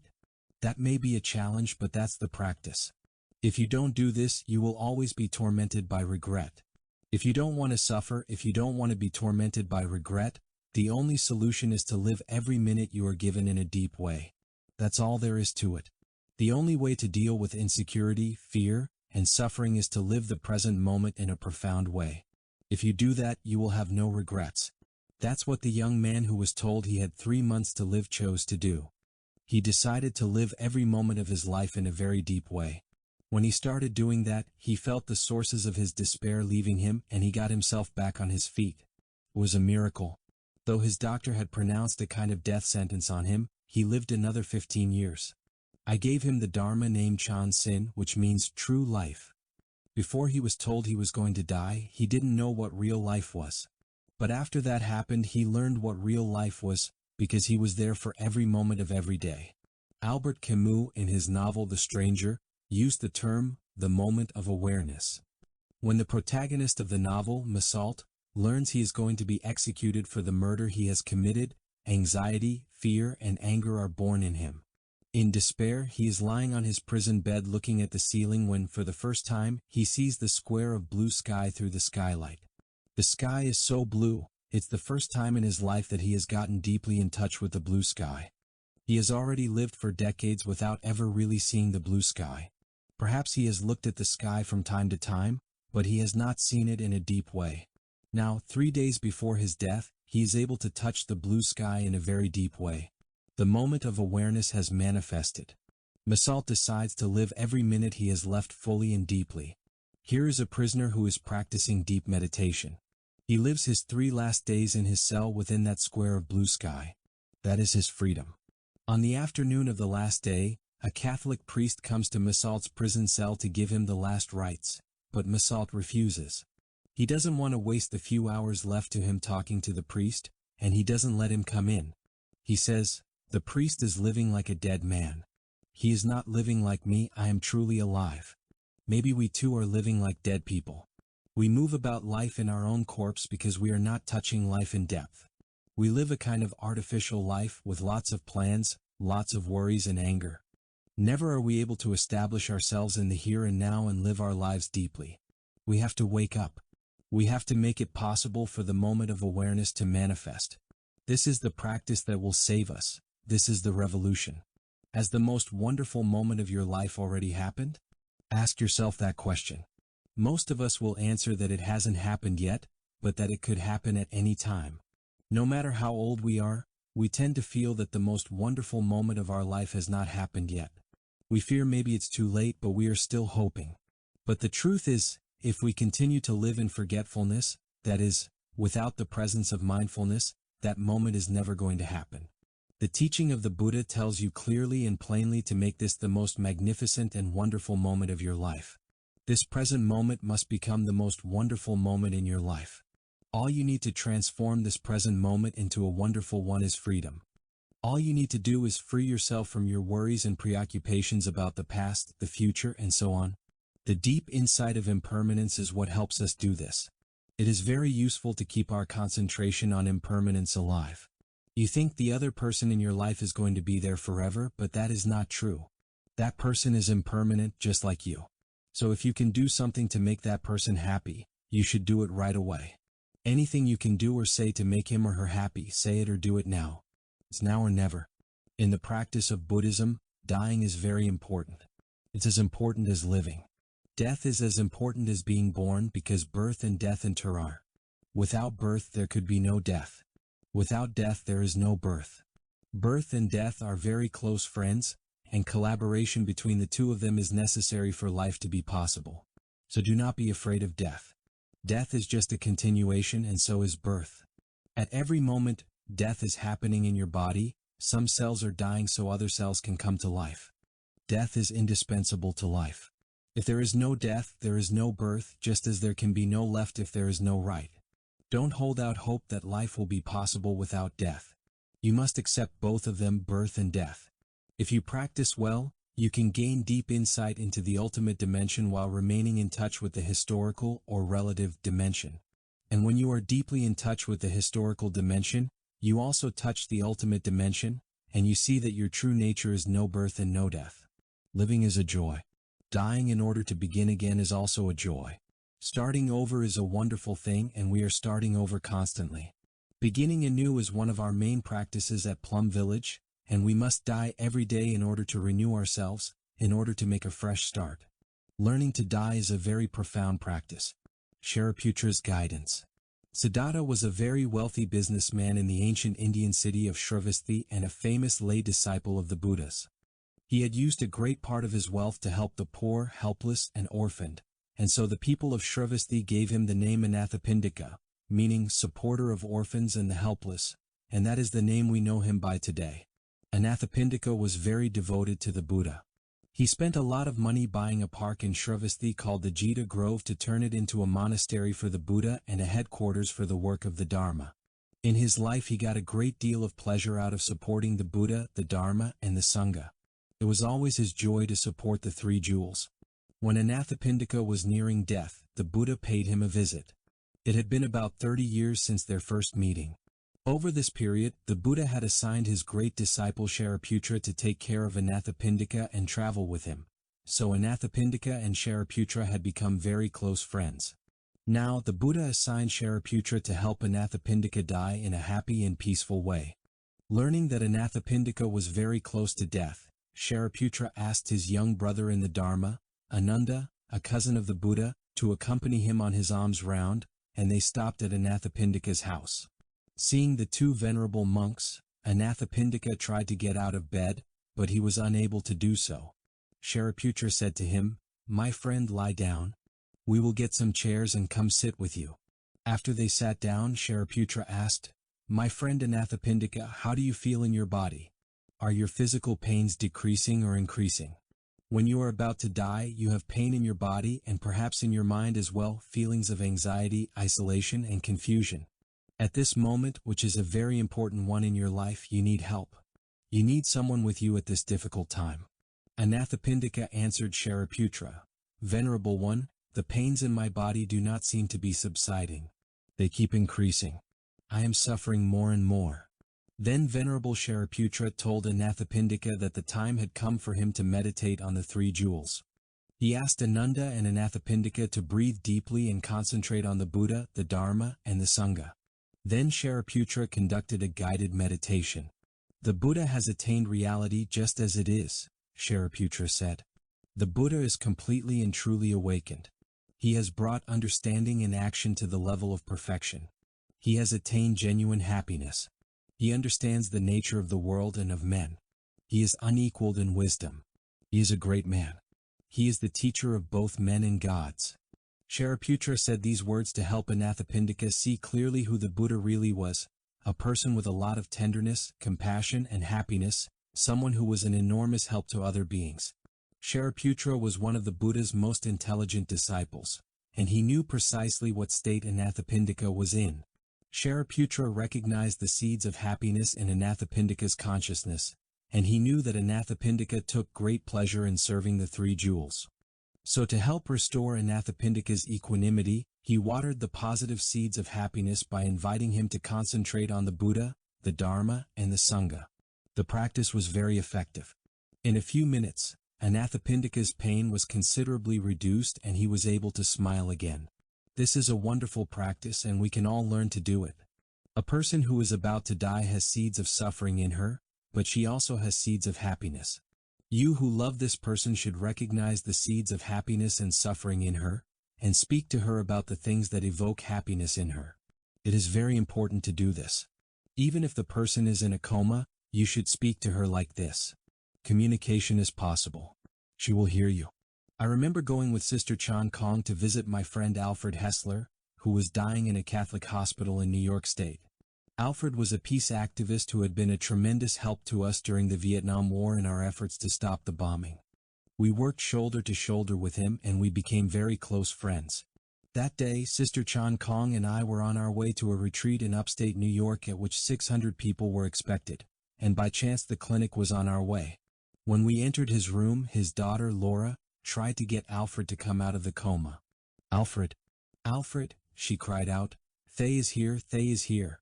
Sister Chan Kong is here. Come back. But Alfred remained in the coma. Sister Chan Kong then began to sing a verse that is drawn directly from a sutra written by the Buddha. The words go like this: This body is not me, I am not caught in this body. I am life without boundaries. I have never been born and I shall never die. Look at the ocean and the sky filled with stars, manifestations of my wondrous true mind. Since before time I have been free. Birth and death are only doors through which we pass, sacred thresholds on our journey. Birth and death are just a game of hide and seek. So laugh with me, hold my hand, let us say goodbye to meet again soon. We meet today. We will meet again tomorrow. We will meet at the source at every moment. We meet each other in all forms of life. The third time Sister Chan Kong repeated this chant, Alfred came to and opened his eyes. We were very happy. Laura asked him, Do you know that Thay and Sister Chan Kong are here? Alfred was unable to speak, but he answered with his eyes that he knew his friends were there. Then Sister Chan Kong began the practice of watering the seeds of happiness in him. She spoke about our work for peace in Vietnam and, like Anathapindika, how much Alfred had found happiness in this work. Do you remember the time we were in Rome? She asked him. There were 300 Catholic priests, and each of them carried the name of a Buddhist monk who was imprisoned in Vietnam because he had refused to join the army. Alfred, do you remember the time you were in Saigon with the Venerable Tri Quang, the head of the pacifist movement in Vietnam? The night before, the United States had decided to bomb the country. Venerable Tri Quang was furious and refused to see anybody who was American. But you sat down at his door and said that you were a friend and not an enemy. You said, I am here to help you, and I am going to stay on a hunger strike until you open your door. The venerable monk invited you in. Do you remember that? Sister Chan Kong practiced watering the positive seeds in him because she knew that Alfred had a great deal of suffering in him. Suddenly he opened his mouth and said, Wonderful, wonderful. He repeated it twice. What was wonderful, too, was that at that moment he had friends to help and support him. When it was time for us to go, I said to his family, Continue the practice. You should talk to him about these things that have brought him happiness. Another time, Sister Chan Kong's older sister was in a coma and nearing death. She had suffered a great deal. She lay in bed writhing and moaning and crying out in pain. The doctors did all they could to alleviate her pain, including giving her painkillers, but they were unable to help. Sister Chan Kong arrived with a tape player containing a Vietnamese chant to the Bodhisattva of Great Compassion, chanted by the monks and nuns in Plum Village. She put the headphones over her big sister's ears and turned up the volume so the sound could reach through the coma. Within 2 minutes her sister stopped writhing and crying out. She became completely peaceful. Why? Because she had in her the seeds of that chant. When she was a little girl, she had gone to the monastery and heard the monks chanting. The seeds of peace, faith, and compassion were in her already. During her life of hard work, she never had taken the time to water these seeds. But as she was dying, Sister Chan Kong was able to help her water them. She became very calm and remained peaceful until her death. The doctors there, including her own daughter who is a doctor, were astonished. None of the drugs had worked. Only that tape was able to break through and allow the seeds of spirituality in this person to be touched. We all have these seeds in us, and it's never too late to touch them. You are more than this body and mind. After Shariputra watered the seeds of happiness in Anathapindika by talking about the 3 jewels, he did a guided meditation for him on the 6 senses. Listen, my friend, Shariputra said, let us practice together. Breathing in, I know that my body is not me. Breathing out, I know I am not caught in this body. These eyes are not me. I am not caught in these eyes. These ears are not me. I'm not caught in these ears. This nose is not me. I'm not caught in this nose. This tongue is not me. I'm not caught in this tongue. This body is not me. I'm not caught in this body. This mind is not me. I am not caught in this mind. We are in the habit of identifying ourselves with our bodies. The idea that we are this body is deeply entrenched in us. But we are not just this body, we are much more than that. The idea that this body is me and I am this body is an idea we must get rid of. If we do not, we will suffer a great deal. We are life, and life is far vaster than this body, this concept, this mind. These mental formations are me. This is another idea we have to get rid of. Therefore, when someone is dying, above all we have to help them stop identifying with their body and mind. We are not prisoners of our senses. We are not prisoners of our bodies or our minds. We must become free of our body and free of our mind. We must be free of the idea that I am this body, I am this mind. When we get rid of these ideas, we become greater, deeper, and freer than our mind. The disintegration of the body is not the end. It is only the cessation of a manifestation. When conditions are no longer sufficient, the manifestation ceases. To light a fire, you need fuel, and as soon as there is no more fuel, the fire goes out. The same is true of the body and mind. Conditions must be sufficient for the manifestation to continue. If not, it will cease and then manifest again sometime in the future. These forms are not me, and I am not caught in these forms, Shariputra continued. These forms are merely objects of sight. When light strikes the eyes, sight manifests as the consciousness of perceiving shapes and colors. I am not those forms. When the tongue comes in contact with things that have taste, the consciousness of taste manifests and we perceive flavors. Tastes are not me. I am not caught in tastes. Smells are not me. I am not caught in smells. Tangible objects are not me. I am not caught in these. Thoughts and ideas are not me. I am not caught in thoughts and ideas. This practice is indispensable for liberation. We must not identify with the sense organs or the sense objects. We must not identify with the six sense consciousnesses, sight, sound, smell, taste, touch, and mind consciousness. These consciousnesses manifest when the necessary conditions come together, and they cease to manifest when the necessary conditions cease to be present. This is something that can be tested and confirmed. It is altogether scientific. Here is a meditation on the six elements. Breathing in, I am aware of the element of earth in me. Breathing out, I recognize it outside and around me. I smile at the earth element in and around me everywhere. I recognize the element of fire in my body, and I recognize the element of fire in the world around me. I recognize the elements of water, air, space, and consciousness. These elements enter are. Each element contains the five other elements. One thing contains all things. Look deeply into the water element, the earth element, heat, air, space, and consciousness, and you will find that each one contains the five others. That is the interbeing nature of the elements. Shariputra said to Anathapindika, "My friend, things appear and disappear according to causes and conditions. The true nature of things is not being born and not dying. Birth and death are nothing more than concepts. Our true nature is the nature of no birth and no death, and we must touch our true nature in order to be free." Shariputra continued, "When the body or the mind manifests, we say that it exists, but that is not correct. When a thing has not yet manifested, we say that it does not exist, but that is not correct either. The ideas of being and non-being have to be rejected. These notions do not apply to reality. When the conditions come together, your body or your mind manifests. Let us look deeply into the five skandhas: forms, feelings, perceptions, mental formations, consciousness. There is nothing there that could be called a self. As a result of ignorance, we are caught up in ideas and concepts. But in truth we are free from these ideas and concepts. The true nature of reality is interbeing. The reality of interbeing has the nature of emptiness and of non-self. We are free in the past and we are free in the present." At this point in the meditation, Anathapindika began to cry. It was the first time he had touched the profound teachings on emptiness, non-self, interbeing, and so on.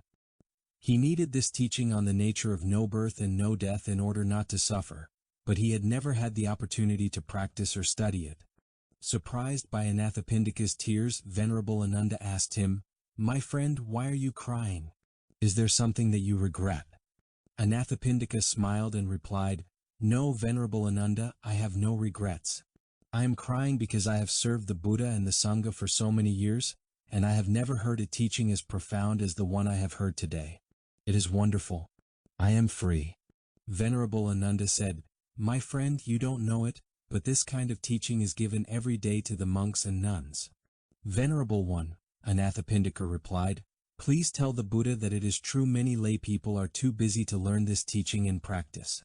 But tell him there are other lay people who are very capable of receiving this teaching and applying it in their lives. I beg you, go back to the Buddha and convey to him my request to teach this insight to lay people." The Venerable Ananda agreed, and the two venerable monks withdrew. The layman Anathapindika died shortly thereafter in a very peaceful manner. This story is told in a discourse entitled, "Teachings to be Given to the Sick." You should study such texts if you wish to attend dying people. To help dying people, you must be very solid. You must have fearlessness within you. You must be able to touch no birth and no death yourself in order to support a person whose manifestation is about to cease. If you want to attend the dying, you must practice. Through practice you can develop the solidity, the fearlessness, and the techniques that make it possible for you to help people to die in peace. We should never forget that dying is as important as living. Epilogue. Dear friends who are reading this book, perhaps this is the first time you have studied the practice of Dharma. Some positive seeds have been planted in you, and some of the positive seeds already within you have been watered. I encourage you to find a practice community, a Sangha, near you.